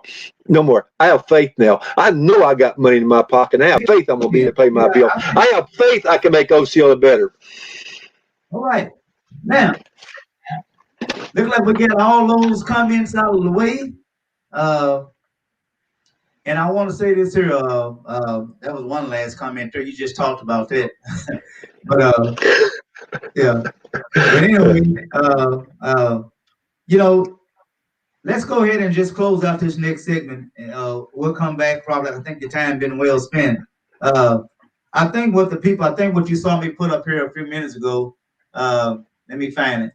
One of the things I put up here a few minutes ago, I was talking about for us being transparent. With the city government. Uh, that was one of the things. Transparency in the city government. We're going to move in the area to what we're talking about. Uh, the financials. Uh, now the thing is that uh, I don't know where you at on sharing that information or whatever. Of course, I'm gonna come back and do another show with another guest. This guest did text me back tonight. The guest you and I spoke about earlier today. This guest did text me back, and so uh, that's going to be a topic that I know we're going to talk about. Okay, Can you do something for me, Mr. Hollis? Can you you know, please change that just for a second? Because this is something you have always talked about and what caught my attention with you. You said you right there, you just had the word transparency in city government. Can you please change that to put accountability and transparency in city government? Because those are the two things that you talked about. You remember we talked about department heads getting the work done. We talked about me getting the work done. Me being a city council member is also accountability. You have left that word out. That was the first thing when I first met you. You said accountability and transparency in city government. Where's the oh yeah, we accountability had that part? up there. We talked about that That's in the right. last That's right. statement. We did That's right. talk about that That's accountability. right. And And I so want and I hope you put that there with the word transparency. you know, Hold me accountable. Hold me uh, accountable. Hold me of, of, accountable. of course we'll come back. And for the speaking of not just being transparent, but I think before we can actually hold anyone accountable, I think first of all we got to know what we're working with, and to know what we're working with, we have to get the information from the government, the local government, and that's where they come in, being transparent, giving us the information to where we can go out and begin having discussions on trying to find resolutions, that it be street, that it be dilapidating structures, that it be police reform, parks recreation, whatever the case might be, when they provide us with the information in terms of being transparent, I think that's when we're ready to go to step two. Uh, but uh, Accountability. uh, but anyway, she and I is going to speak on some of these things when it comes to financial. Let me go back up here. But one of the things that was talked about, uh, let me find it. So we talked about that last time. Talked about that last time. Okay, now we talked about, of course, we talked about the electrical rate, but right here, now, that right there, I'm still going through it. That's just a rough number there, $17,000 plus. I want to say that I did do a FOI uh, to the Osceola City government, and this is the some of the information that was given to me. I want to go up here. Let me find it. Give me 1 minute. Uh, I want to talk about this form right here, and maybe you can tell me what this form is. Uh, oops, that's not the one. Yeah. While you're Uh, finding that, I'm going to show. I have my own too. IFOI this my opponent, and I will willing to show. I put this on my Facebook. Brian Anthony Hotehouse for City Council, and this called a TR1 travel reimbursement yeah, form. this form right here is this form is the form that I actually wanted you to speak to. Uh, I was looking through the minutes, and this form right here, I guess it's trying to that word that you used before, just a few minutes ago. We talked about accountability.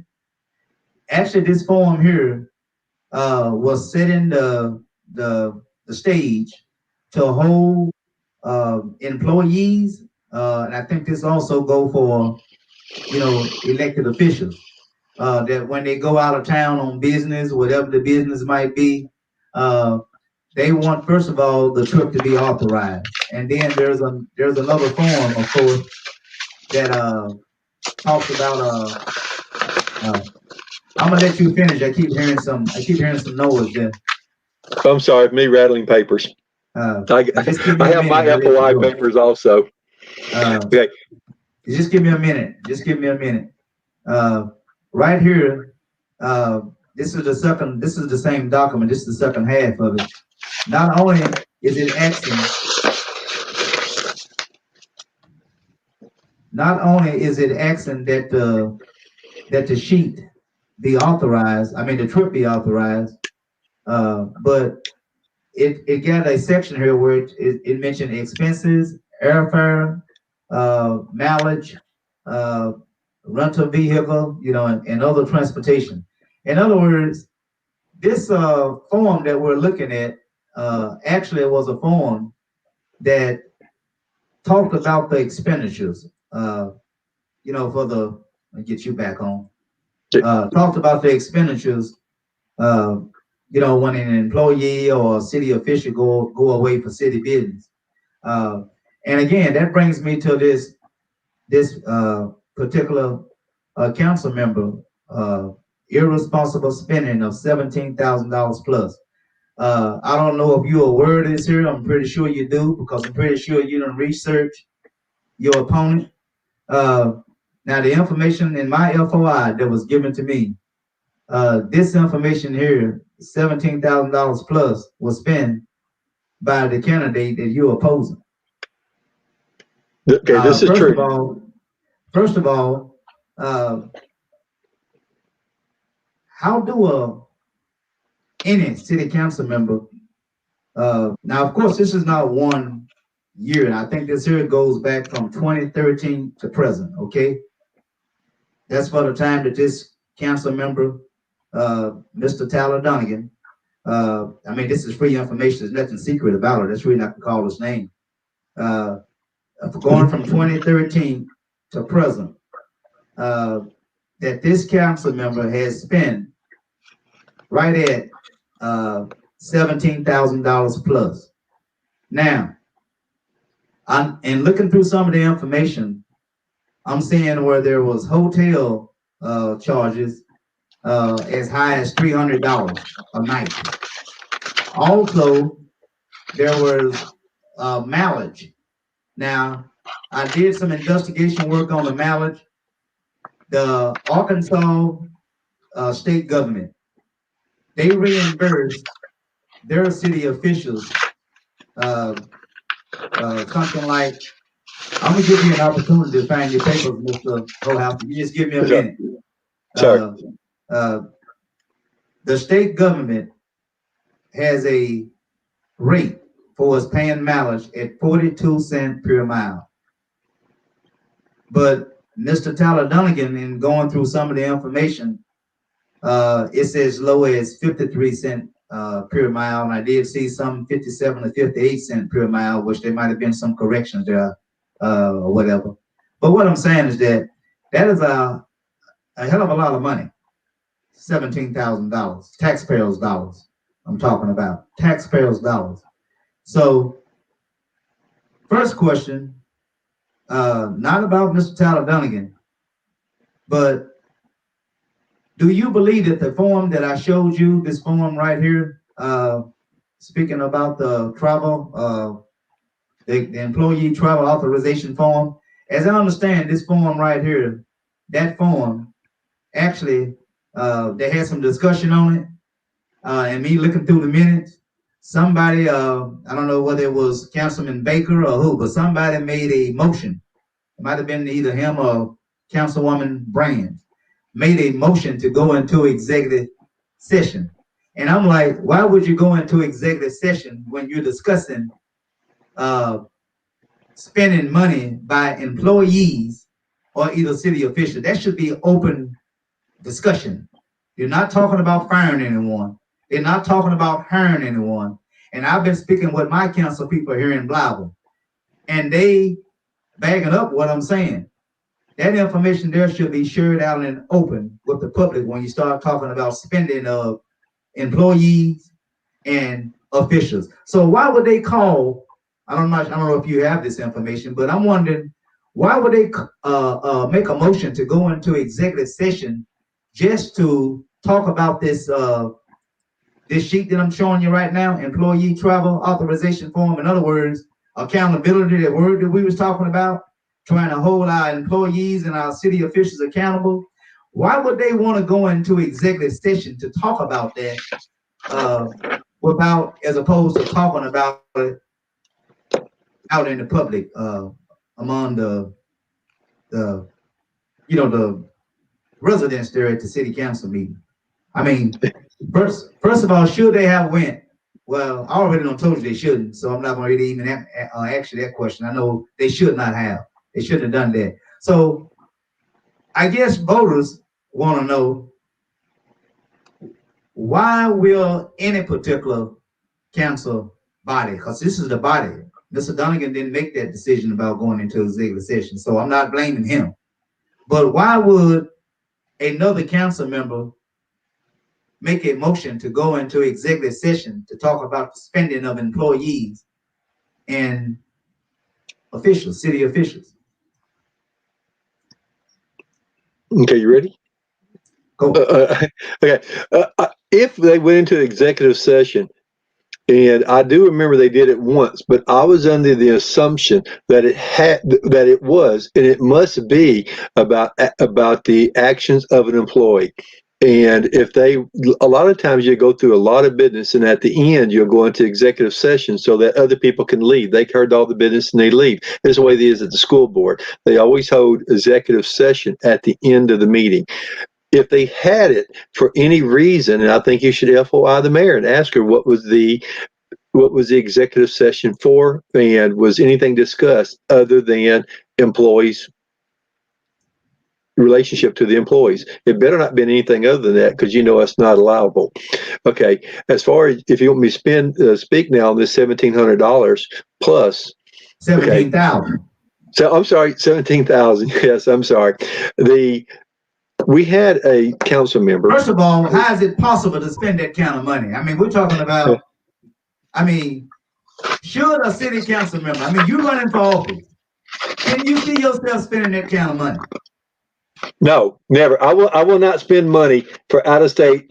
Oh, I'm sorry. Hang on a second. I will not spend money for out of state travel. You said you haven't seen a motel. You saw some up to 300. I haven't seen any under 300. And you see, I hear hotel accommodation. Okay, what are we looking Residents. at right now? What form is This is this? one. This is one of the travel. This is one of the travel reimbursement form. Travel reimbursement TR1. This is a travel reimbursement form. As I showed you before, on I had it out a moment ago. The monthly expense. It was the one that had the yellow paper on it, yellow writing. I got them all kind of mixed up right here now. But anyway, if you look through these, there's several. These are all individual charges. Okay, let me explain to you what they are.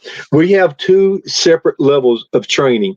We have the Arkansas Municipal League, which the vast majority of training is done here in the state of Arkansas for elected officials and department heads and other people who want to learn. I actually attended Arkansas Municipal League meetings before myself, and they were free, and I went to them. And they have a lot of them are free, but some of them are conferences in which you go and you talk to other people, you network, you build, you call it training if you wish. Okay, there's now another level called the National League of Cities. It is the next level. If you take so our Osceola joined the National League of Cities, and we have 3 members that attend these meetings. They're not cheap. They're very expensive to go to them. And for some reason, the city of Osceola has decided. Now, I posted it on Brian Anthony House for city council. I've had some good discussion. Matter of fact, it's by and far the most important discussion we had. Some people say that it's justifiable. Some people say that it's the price you pay to have good employees. To me, Well, if let me you're ask going you to this go, question here. Let me ask you this question before I let you continue. Isn't it fair to say that when it comes to, I'm talking about the city council right now because that's where this money is being spent. Mhm. As it relates to the city council, is it fair to say that most of the training that is given is by the Arkansas Municipal League? I would say almost all of it is. Now, the next question is that I think you mentioned something about a National League city. Is that what you mentioned? Yeah, National National League League City of Cities. of National Cities. League of National Cities. League of Cities. Now, I guess the next question will be, first of all, is it necessary? And if it is necessary, what is it that the Osceola City Council hope to get by joining this National League of Cities? What is it that they hope to get from joining the National League of Cities that is lacking at the Arkansas Municipal League? I mean, I'm pretty sure you brought it up, so I'm pretty sure you know something about it. And so, I mean, because I didn't even know nothing about no National League of Cities. I did know about the Arkansas Municipal League. So I guess I'm asking you for the people, and I'm pretty sure they do get questions over here. What is so different from what we're not getting at the Arkansas Municipal League that we have to join the National League of Cities? What is that we missing that we need to join this league? Okay. I'm gonna have to give you an opinion now because I have not been to these conferences. I have not been, so I can't say unequivocally that there is or there are not any benefits. Okay, I can't say that there is a benefit. I can't say there are benefits that would help both. I have not been to them personally. I feel there is no benefit in return. This is what I call resume building. If I want to impress a future employer, I say, hey, I was on a national committee. Is a very powerful committee, But this and is I am. taxpayers' money. But this is taxpayers' money. We're not talking about individuals. We're talking about taxpayers' Yep. money. And this How is is how it it happens. necessary? How I'm is it going to tell you how it happens. necessary? Okay, it's not necessary in my opinion. What happens is the council says we're going to spend so much money on training and travel. The city council says that we control the budget. We're going to put $50,000 aside for our people to travel and go to what we call. Let me just say this: training. Okay, I call it resume building. I do not believe in it. I will not do it. I will not spend any money out of the city's coffers to pay for a trip I will take out of state. All training I could get here at the Arkansas Municipal League, and there's nothing I can do. I can also go to other council meetings in very prosperous towns and find out what they're doing. Go to Mountain Home. Say, I want to attend your council meeting and I want to sit and watch what you do. I want to go to Wynn. I want to go to Marion. I want to go to other towns, Jonesboro, and say, please let me sit on your council meeting. Let me watch what you do. Let me look at your books. Let me look at how you make your determinations to grow. We could do that without having to go all the way to National League of Cities. There's a bunch of things we can do. But some people say, hey, it's worth it. And if they approve the money.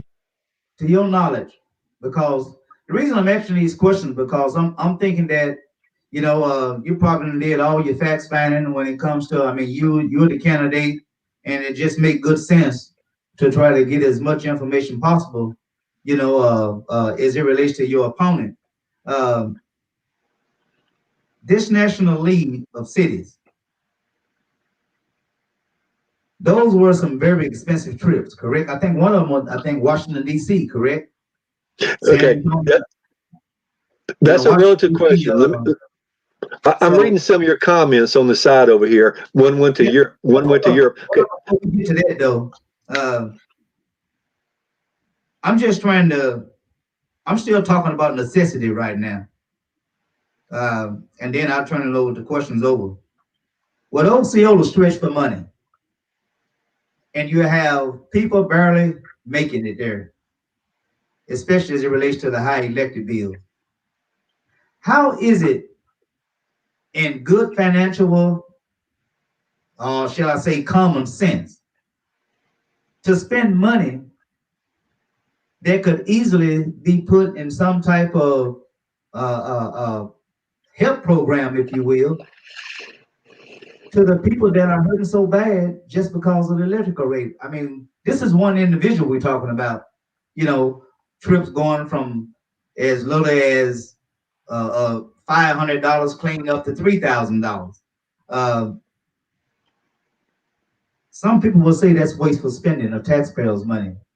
What do you say? Do you say that that's wasteful spending? I mean, if there is no necessity coming back to the city, would you say that that's wasteful spending? Okay, let me answer this, and I want to be very clear about this. I'm gonna let you speak, but I just want you to answer the question.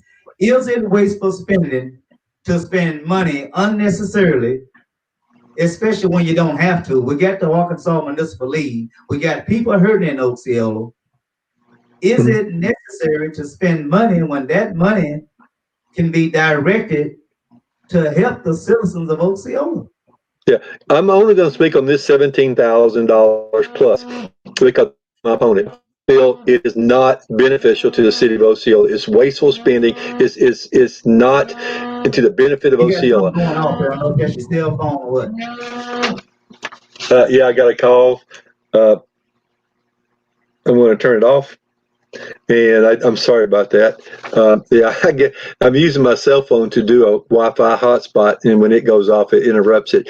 I do not believe that we should. This is approved by the city council. The mayor has to pay it out and approve it. If they don't, they just simply vote again and say approve it. So it becomes rhetorical after a while, and it doesn't really matter. Okay, I can't speak on the other two council members that go on these trips, because you remember, if I get elected, I have to work with them. If I have to work with them, I don't need to start problems with them today. I'm just speaking on the 17,000 right now. I'm not speaking on nobody else but Mr. Tyler Duncan.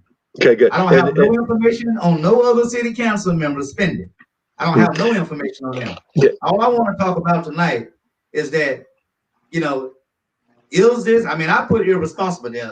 Of course, the gentleman that I was speaking with today also used somewhat similar word, especially when you start looking at some things as to what this money was spent on, that where the Arkansas Municipal League provide many of these same things.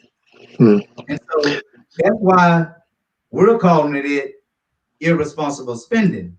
So in regards to the $17,000, you already indicated that you wouldn't commit this type of Yeah, know, UFO under audit. when it comes to financial spending. Pardon me? UFO audit. Well, IFO audit. We got the information to do a whole nother show about this. Okay, the bottom line is this: I'm not going to spend out of state money. I'm not going to spend the money from the city of Osceola to go on out of state trips, especially when they start costing. Now, it's only $8,000 for out of state trips. The rest of the money is for in-state trips to the Arkansas Municipal League over the 8 years. We're not saying $17,000 was spent on out of state only. I'm concerned with the National League of Cities and the out of state expenses. The I'm just in-state talking expenses. about spending, period. Whether it's in state or whether it's out of state. I mean, I don't care if it's in state or out of state. I'm looking at that dollar figure, $17,000, and No, what the people are actually has been asking me the same thing that I'm stating right now is that I like to know first of all what was it that we paid for? Was it okay. necessary? When I say we, I'm talking about taxpayers. You It's time know, for I analogy. mean, It's time for I analogy, mean, right? I Here it mean, is. If you're paying 10 million for a really good baseball player, you expect some really good results from that baseball player, right? If you're paying top dollar for an athlete who come into your club, the Michael Jordan of basketball, you expect some instant results. Have the OCLO seen any results from any of these travels? well, that's what they want to know. Okay, You know, I haven't seen it. I haven't seen any. and that's going to be something that, like I was telling you about when we spoke earlier today about that town hall that I'm planning on having, Hmm. hopefully before November the 3rd. I want to speak to the people because all these questions that I'm kind of being their mouthpiece right now. But when we do this town hall, hopefully we'll have some place there to where everybody can assemble together and they can walk to the mic and they can go ahead and speak to their concerns uh, about what they desire for their particular city, Osceola. That's something that we hope to have before November the 3rd. But some of these before I get back to the 17,000, uh, just real quickly, I want to go through these questions here. Uh, Let me see. Here go one right Barbara had a here. Barbara had a We good did. comment. Yeah, Put I Barbara's just want up. to just go down. I try to get them in order. Uh, we got that one. Let's see what they discussed it. We don't. While you're doing that, I want to show you something. I'm gonna pull it down over here. When I was a youth, I'm a Catholic. When I was a youth, I was extremely big time into the Catholic youth, and I show you these. These are awards I got when I was a Catholic youth. I was actually on a national level. I had to go to national cities at the age of 16 and 17 all over the country to give presentations and talks about being a Catholic, inspirational speeches and stuff like that. When I did it, I actually went and mowed lawns. I picked up, I did gardens. I pulled clean beds. Whatever my mother and father would do, I needed. I paid for all that out of my own pocket. I didn't go to my church and say, pay for my trip. Well, now it seems like we can take trips to go to places, and we just simply say to the city, "Pay it for me," and they Yeah, got the money. and that's what we want to stop. And that's what we want to stop. I mean, if it's not necessary, then first of all, it shouldn't be. Uh, it shouldn't be an authorized trip. Right here, Mrs. Run the News. She say, where is he traveling to? I I'm spent sorry. nearly 2 months in 4 trips all over Europe over the past 4 years, and took two of my kids and my grandson. And what she's saying is that she didn't spend $17,000, and that was with going to Europe, not going traveling in the states, but going outside the country.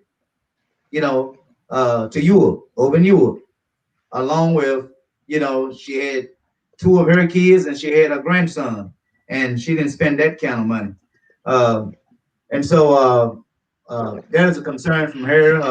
Another one is just these people here. I mean, you can tell by the faces that they're scratching their head on it. This $17,000.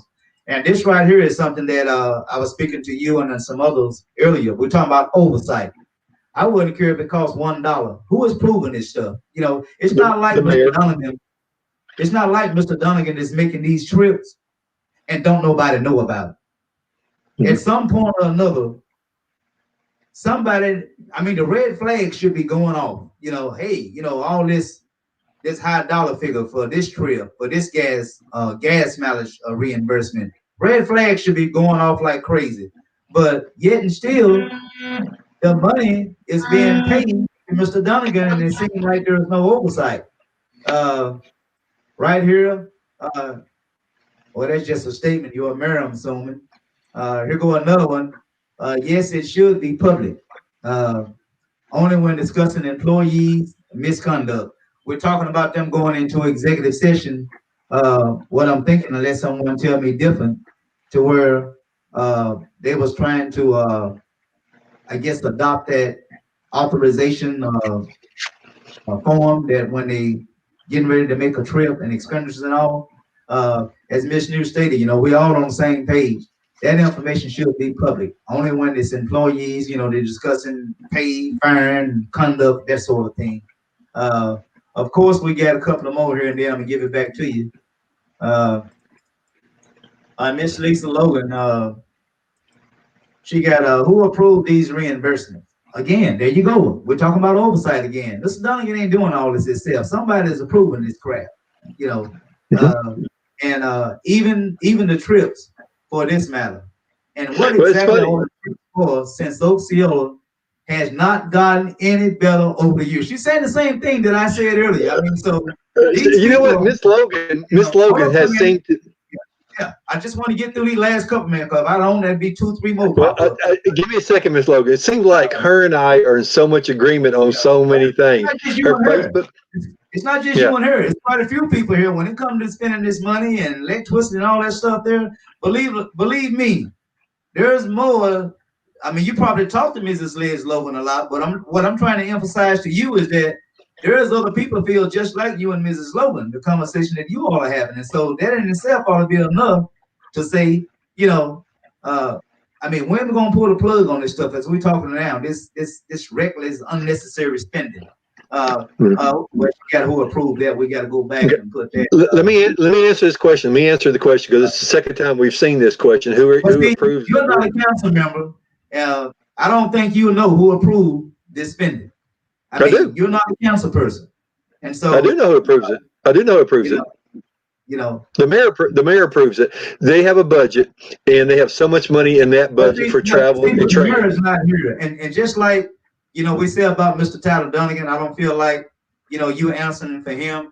The same thing with the mayor. If the mayor, because I've been in contact with the mayor, if the mayor knowing you and I was coming on, if there's any concerns of all the discussions that we speaking about tonight, the mayor should have been on. And so that's why I'm saying that I don't think it's fair that you speak for the mayor. I mean, it's just me. I mean, it may be the truth, but like you said about the guy who run the electric, I think you called his name, I forgot, that we should have him on the show where he can speak to the electrical concerns. I agree with you. And by the same token, when it comes to oversight in the budget, we need to have the mayor on. I mean, that's only fair. And this is not me saying this here alone. These are your constituents that are saying the very same things that I'm saying now. This is Mrs. I'm sure they will consider low. I don't know what that is. This is the one I love. This is the one I love. This is comment I said what Ms. Barber made. I love. Why jump out at the national level when they can start it at the local, state level, traveling to closer cities that are thriving and growing around Osceola? Well, Mr. Logan, they already supposed to be doing that down at the Arkansas Municipal League. And so that was my question put to Mr. Candidate House, is that what is it that they got to travel outside the state to get that they're not getting within the state? And so, and let me go through the rest of these here because I don't like these questions stacking up on me. $300 hotel is not considered low cost. I agree. He could save the city money that he claimed to love. And oh yeah, I agree. And went for a cheaper hotel. Could have been a 3-star hotel. Don't necessarily have to be 4 or 5. So I agree. Here goes Mrs. News. So if we pay $8,000 for one, we probably paid it for the others. I said the exact same thing. We just talking about one candidate, Mrs. New, and you're so absolutely right. This is just one candidate that we did the FOI. There's no telling who else probably got the same irresponsible spending, just like just like candidate, incumbent, Mr. Donegan. Uh, Can, can I I don't think, comment for a second? I need to uh, say something about that. Okay, I'm okay, going to just, say the. I want to go ahead and get these comments out of the way. Go ahead. I Go ahead. just wanted to say, okay, what I want to say is something. Y'all don't understand the power of Facebook. I'm trying to win the election here, and it's not a game. I mean, I spent a lot of time, money, and effort to be able to serve you for the next 4 years. I have to be careful about saying the other two. And here's what happened the other night. One guy, your friend, made a comment that I said the N word to a Okay, person. hold up a minute. Hold up a minute. I'm gonna let you talk about that, but right now, I really don't want to go there. Just like the last gentleman that wanted to bring in the But racial stuff. I really don't want to talk about that tonight. but it relates to Right now, this. It the show relates to is about this. compare and contrast. That's what the show is about tonight. And Yeah. and this is one of the things that we're talking about in terms of your opponent, financial. And Mhm. so now those other things, like I told, and this is a good friend of mine, who I wouldn't even show those comments when it started But talking about. you're missing something. It relates to Let me this. just It relates hold to up a this. minute. Just let me do this here. Let me get through the questions, and then we'll come back Okay. because they stacking up on me. Uh, the Well, we did that one. Here go another. I'm just gonna run through them. I think we got that one. I don't think the people in the small communities are seeing any results. That's um, for the money they spending. I think that's what Mrs. Wales mean. Oceana doesn't have any national money spending. I'm not sure what's it quite free. I'm not sure there's were cheap flights, even hotels that are very nice. You can drive locally and still save money with gas instead of flying. It's just a statement, which is, I agree. Uh, Also, Mrs. New probably wouldn't find much cheaper in D.C. area, just assuming that's where it was held. That was one of the cities, and you're right. D.C. is Hmm. not cheap. Uh, uh, then set a budget.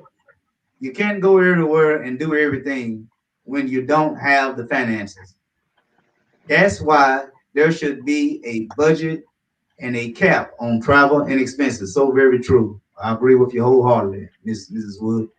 My daughter school went to DC and they had hotels cheaper than that.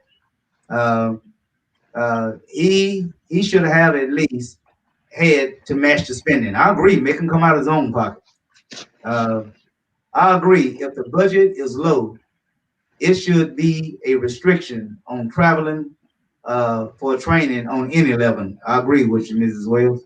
And that's basically running through all these. Can you see all the concerns about the reckless spending, regardless of what it was for? The thing is it necessary to use taxpayers' money for trips that they could have benefited by going 3 hours away? I'm calling it 3 hours, maybe a little less based on how you drive as far as uh, speed limit. But they could have went to Little Rock and got that at the Arkansas Municipal League. And so I turn it back over to you, Mr. Candidate Howe. Okay. Well, half of the members went. The other 3 members did not take advantage of it. This stuff is budgeted. This is set We're aside just in the talking about budget. Tyler Duncan right now, just Tyler Duncan. Okay. Because the other members not here to defend themselves. I'm saying the same thing about them that we said about all the other folks that's not here to defend themselves. Yeah, Now, I'm just giving statistical information. I'm not making comment about them. I'm just saying that 3 did not. I'm also saying that it is budgeted. It's put into the budget, and we have money for travel and expense budget. The mayor approves of it as long as we have money in that budget. If she doesn't approve, it'll be overridden by the council and approved anyway on the overriding the veto. So I it's thought going to be approved. I thought now from what I understand, I interact with my government pretty good here in Blount. All the mayor can do is make some type of presentation. The city council control the purse. Hmm. They approve And the then, budget, whatever expenditures that is being spent. So again, it goes back to the city council. They control the purse. yeah, So all this reckless spending that is being conducted by Tyler Donegan, first of all, his there need to be somebody to approve the trip. If Mayor Wilson approved the trip, it still got to go through another phase, the city council. Right. Eventually, the city council approves the budget, and they can approve it. The mayor writes an approval, say, "Go ahead and pay the bill." That's what she's basically doing. She's telling her staff to go ahead and reimburse them, to pay them back. That's what we call the approval process. If she doesn't, the council will simply vote again and say, we're going to overturn we're going to vote again to make everyone get paid this reimbursement. Okay, that's all it is. Okay, so they're done. I don't believe. Hold up. I can't let that fly over my head. What you're saying is that if there is an expense and it go before the city council, it's the mayor to say go ahead and pay it? If the money budgeted for it, yes. So although the city council didn't approve of, let's just say, a trip, but the mayor still want to pay it anyway, are you saying that no. What I'm saying is this. Let me be clear what I'm saying. There is money to get into the situation of answering for the mayor. I mean, that's why I'm saying. I mean, because I just want you to speak on what you know. I mean, okay, I'm going to speak on the history and what I know. Here you go. Okay, we had money allocated in last year's budget for travel and training expense for the city of Osceola. Gary Cooper passed them he's the other rep from our Ward 3, said in a motion that he said that no more travel and training for city employees. Only travel and training should be for elected officials. That was his motion. It passed. The elected officials, that be your council members, a judge, and I guess the clerk and the mayor, could all continue to travel. And as long as there's money in the budget, it will be paid for. And the mayor would be the one to say, go ahead and prove it and pay it. Okay, if she doesn't, the council can override her lack of planning or to not pay it. They say, we're going to pay it. And they're going to say, I motion that we go ahead and pay to reimburse the people for this travel. So I mean, she does it. It's irrelevant. They're going to make it. They're going to approve it anyway. That's what happens, and that's what happened in city council. I do not believe we should have any money in the budget for out-of-state travel. I'm sorry. If you want to go on your own dime. Do not take the city money to go on these. I don't care if you want to call it travel, training, or whatever. To me, it's personal. It's personal resume building. I do not believe in it. Now, other people may disagree. There's people who had discussion with me saying it's perfectly fine. And hey, so let's put it out for the public to see and get their opinion. Well, there is more that I want to talk about, but I'm not going to really get into it tonight. Hours been real spent for us on the discussion. And plus I got another guest that's coming on. We're pretty much going to pick up where we leaving off at now with this irresponsible spending of taxpayers' dollars. Because I know I got to look at it from a constituent perspective, because as you indicated, there's just so much you're comfortable with speaking about due to the fact that the candidate is not here to defend himself. And so, but that was another comment, which was the last one. No, I was two. Mrs. Was that $8,000 trip within the past 2 years? I have to go back and look on the list. Three trips. Three trips. I think the last trip that I'm looking at for 2020, Mrs. New, the only trip that I show is one trip for 2020, which was April the 20th, 2020. I want to say that might have been, I don't think that was, well, it might have been a trip, but I think that was probably gas reimbursement.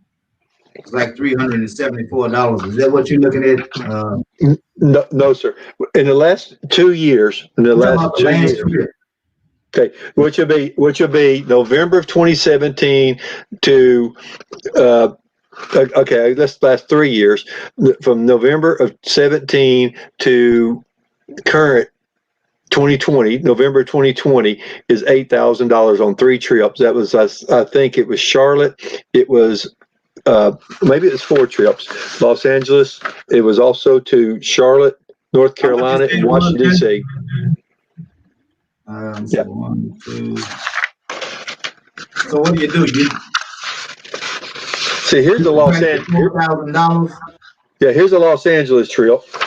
Here is the Courtyard by Arkansas Municipal League. Here is the Arkansas Municipal League, National League of Cities. Here's the one in Charlotte, North Carolina, and the amount. Okay, I'm not very good at doing this backwards. So how much was 2133. from 17?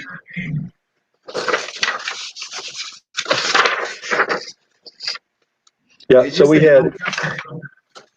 we had one in November the 21st in 2017 for 2,133. I just showed that one to you. so from We had November to April the 20th?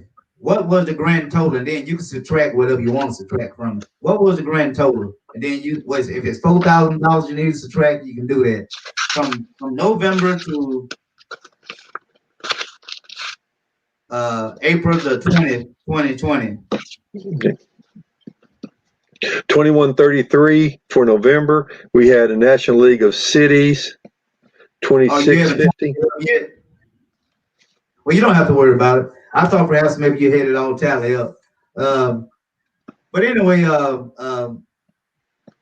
we're gonna come back and I'm gonna speak with my next guest probably one day next week, Yeah, and we're gonna there's the numbers.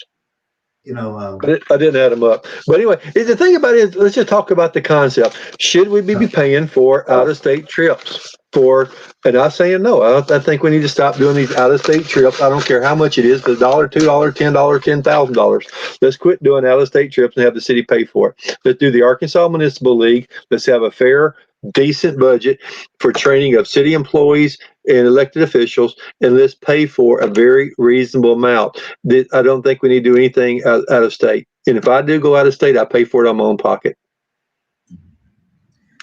well, just these last questions here, and then I think we're gonna wrap it up, y'all. It's been well spent.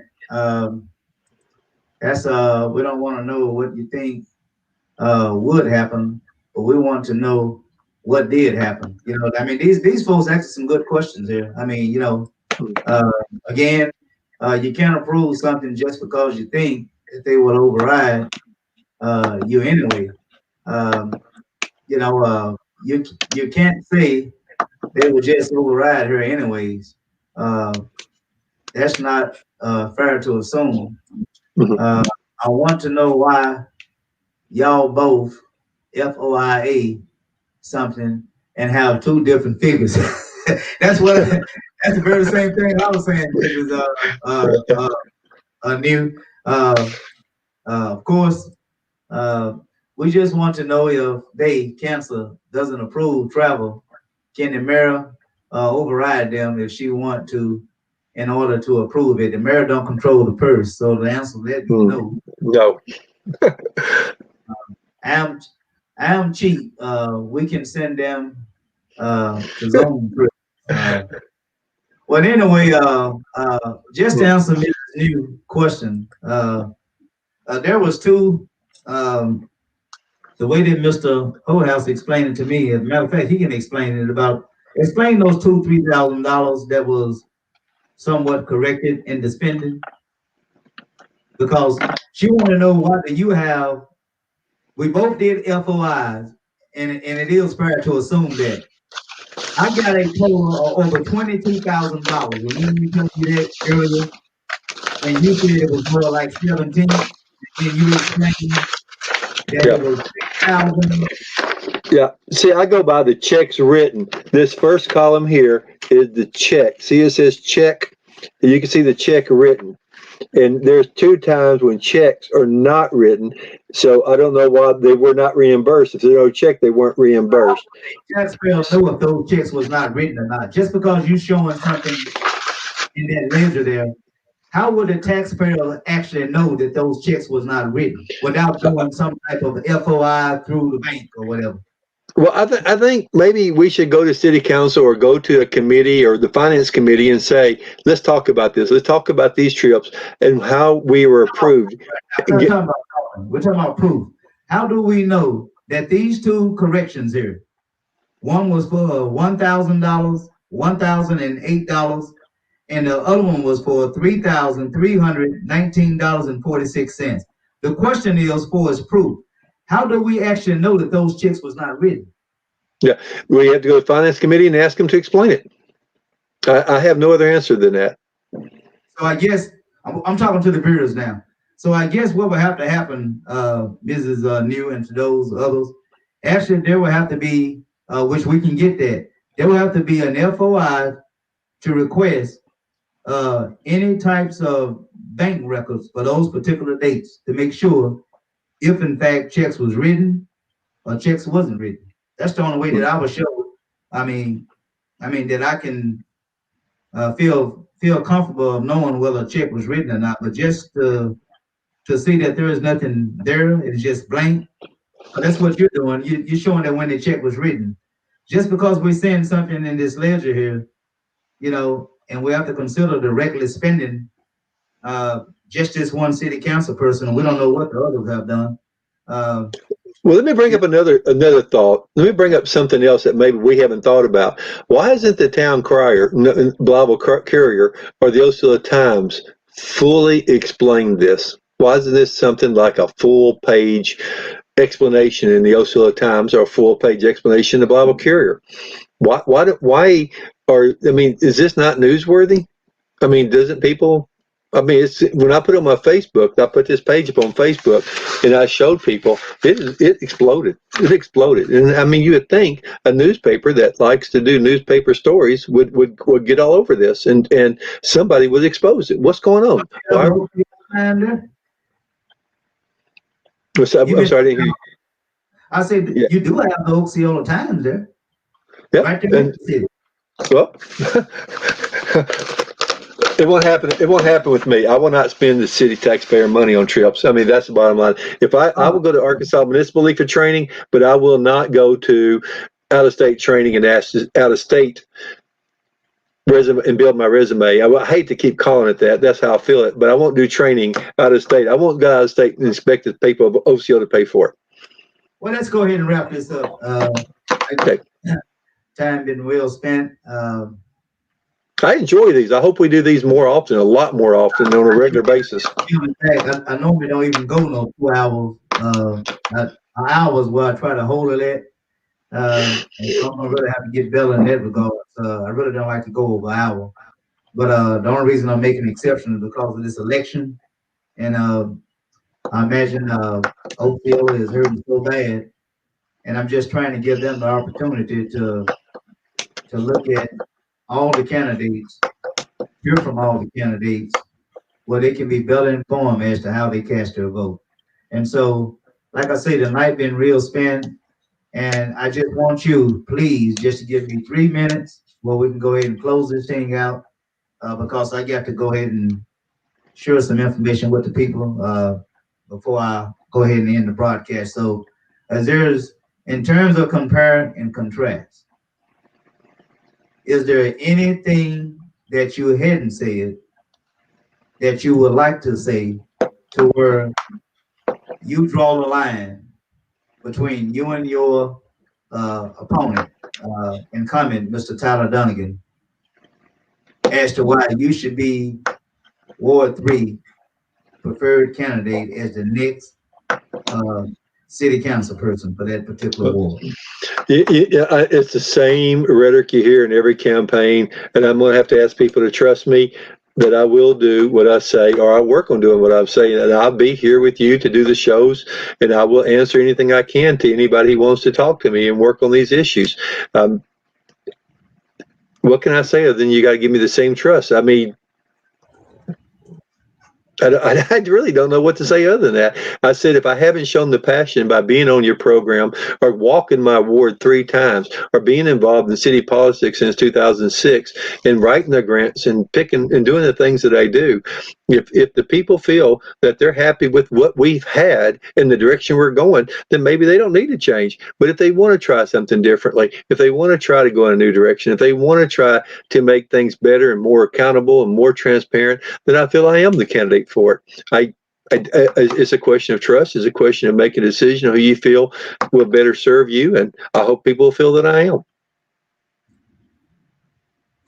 Well, on that note, Mr. Ohouse, I will say it's been great. I do believe your heart is in the right place. I just want to say that, and I know I sort of pump and prime you a little bit tonight for No, certain I enjoy questions that that. were asked. But I was just trying to. Um, I guess I was just trying to help draw that line between you and your opponent.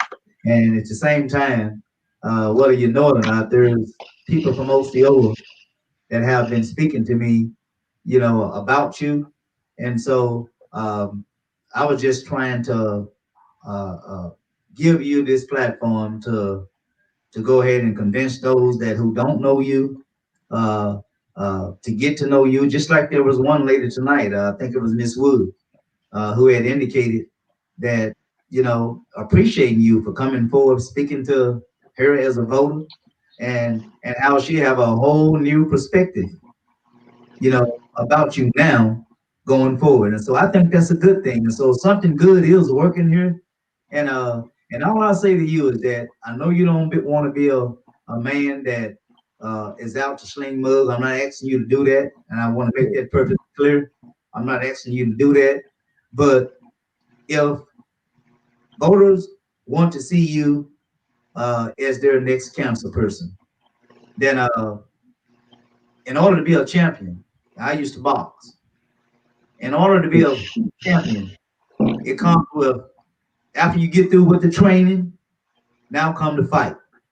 And that's what they want. They want you as their champion. They want you to come and every night, whether it's a committee, whether it's a city council, they want to know that you're gonna fight for them.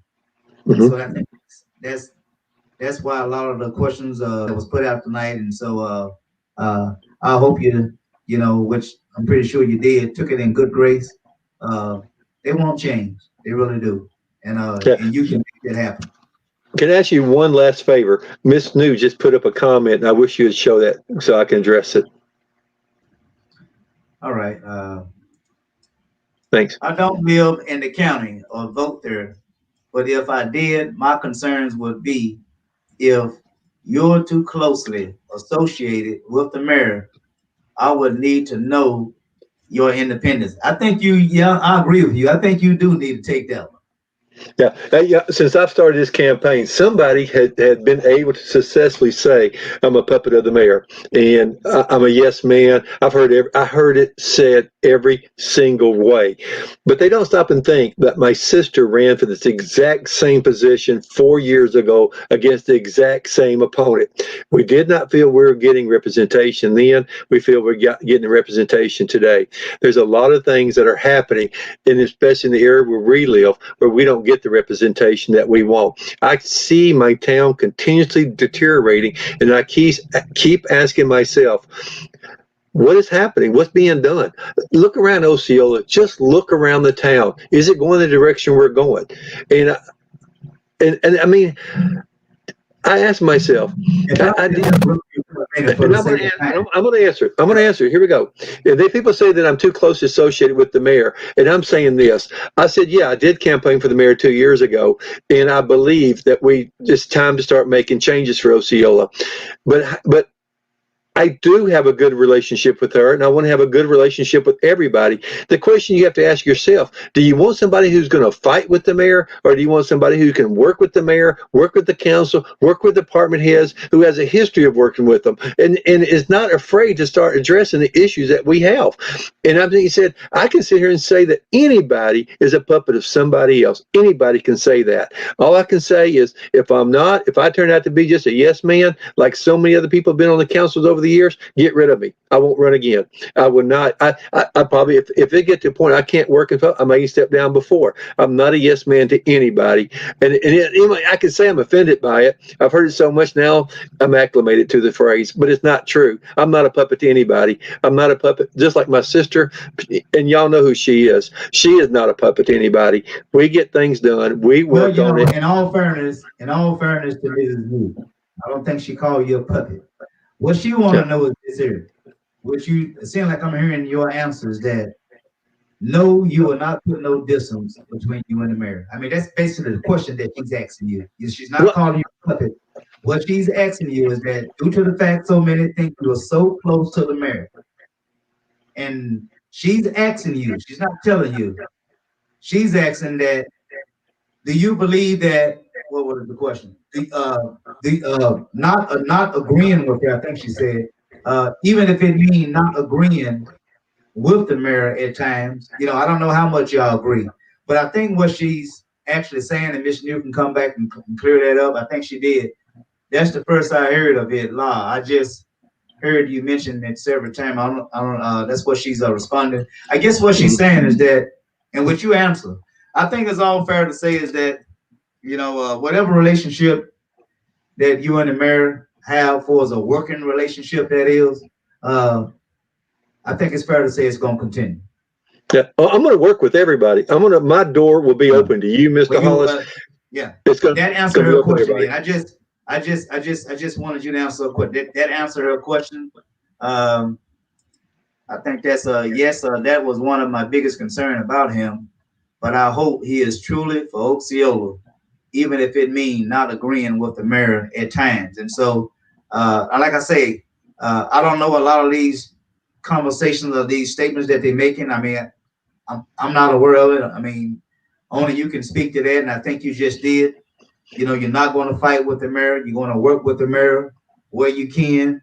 And so, I mean, I don't think it's fair that you have to distance yourself with the mayor in order to work with the Hmm. mayor. And so, I mean, it's just me. But of course, those are your constituents in Osceola.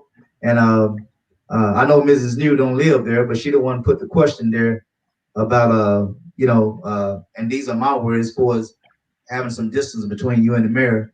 But anyway, you answer that. And so and like I say, hopefully when you is fortunate enough to win this seat, uh, all these whether they short term plans or whether they long term, hopefully you'll come back and you'll continue to speak to not just the constituents of your ward, but speak to the whole entire city at large.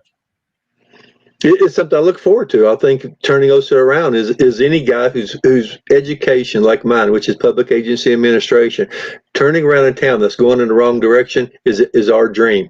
And is to fight for the people, to do what's best for the residents of Osceola. It should be all of our obligation. The mayor, the council, and every department head. We're being paid by them. We're asked to serve them. We should do it. Well, with that being said, I better get off here because there's going to be some more questions pop up over here, and the night been well spent. And I want to say again, continue to do those things what you believe you need to do uh, as you run your campaign. And I'm sorry that Mr. Donegan couldn't join us tonight for whatever reason, but uh, I am happy that you did come on, and I thank you for that. And hopefully, going forward, as you're fortunate enough to take this seat, you can come back, sit with me, and we can go ahead and speak to your city Mhm. about how to rebirth it. Uh, and Ryan said Osceola should live again. All Yeah. right. So I with look. that being I look. said, Mr. O'House, I'm gonna go ahead and call it a night, and may God bless you and your family, and I can say best luck with your campaign, and hopefully things will work out fine for you. I look forward to your town hall. I really look forward to seeing that. All right, then. You take care now. Thank you. Bye bye. All right. Peace and love. Bye bye. All right, ladies and gentlemen. Um, that was a city uh, candidate for City Council Ward 3, Mr. Bryant Holdhouse. I'm pretty sure you all pretty much getting used to him by now coming on to the show. I will say this here about Mr. Brian Holdhouse. He's working hard, from what I understand. He's going door to door, doing a lot of knocking, doing a lot of talking. I know that there are some there in the city of Osceola who have said impolite things about him. Some of those things might have been untrue. But like I say, he have been out on the trail. In fact, he had indicated that he done knocked on some of you all doors so much y'all about tired of sinning. And so that just goes to show that he's consistent, he's hungry, and he really have a strong desire to want to serve you in the city of Osceola. And so hopefully you will uh, continue to look at him, to hear him, to watch him, to see his, uh, his desire, his heart in terms of being invested in Osceola. And and hopefully, I mean, like I've always said, if you are happy with where your city is at now, Osceola, if you are happy with with where your city is at now, and you want to continue with where your city is at, then you would return the incumbent back to office. But if you are not happy with where your city is at, then you will be saying to self, it's time to make a change. Okay. I made a post today, to where it seemed like most of us, if we're a Democrat, we vote Democrat. If we're a Republican, we vote Republican. If we believe we need to elect a black person, we vote black. No matter how crooked and low down they are, if they black, we vote for them. Same thing with white. If we white, we vote white. No matter how crooked they are. We gotta get away from the systemic voting. In other words, being so repetitive, voting over and over the same way, nothing changing, and you're still getting the same result. That's insanity. And plus, it's just like a woman, in some cases a man, living in a battered relationship, believing that things gonna get better, only to know that the abuse continue day in, day out. So make a change. If you're happy with what you have, return him. If not, uh, look at the next candidate and give them a chance. I mean, I think that's being fair to you. Anything else is a disservice, not just to you, but to your family and to the city of Osceola at large. And I want to close out, y'all, with this here. I think many of you um, um, saw my Facebook Live to where um, I was at the water company here in Blythe, Arkansas, and I was paying my water bill.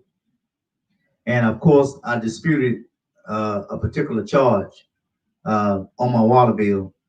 Um, the lady that was working behind the counter had a very messy attitude.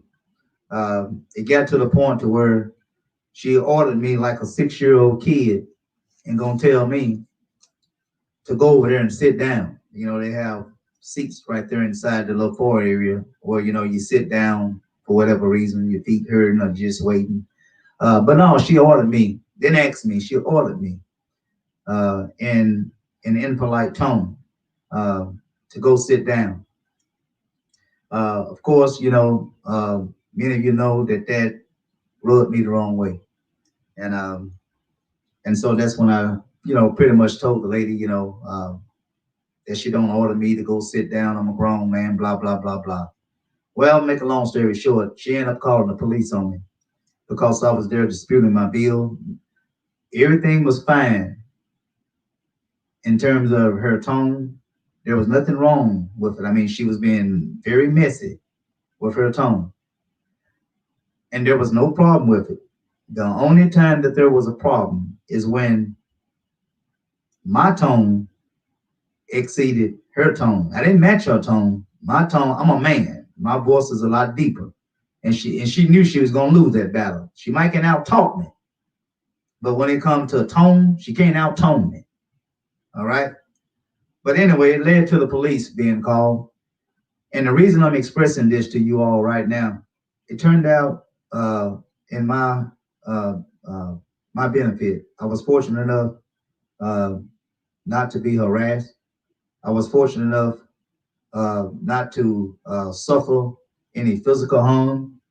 I was fortunate enough to walk out of there with my life.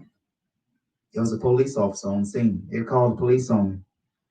We see so many times to how black men, young men, and men of age continue to have law enforcement called on them for non-violent offenses. And in many cases, they unarmed, like I was today, non-violent and unarmed.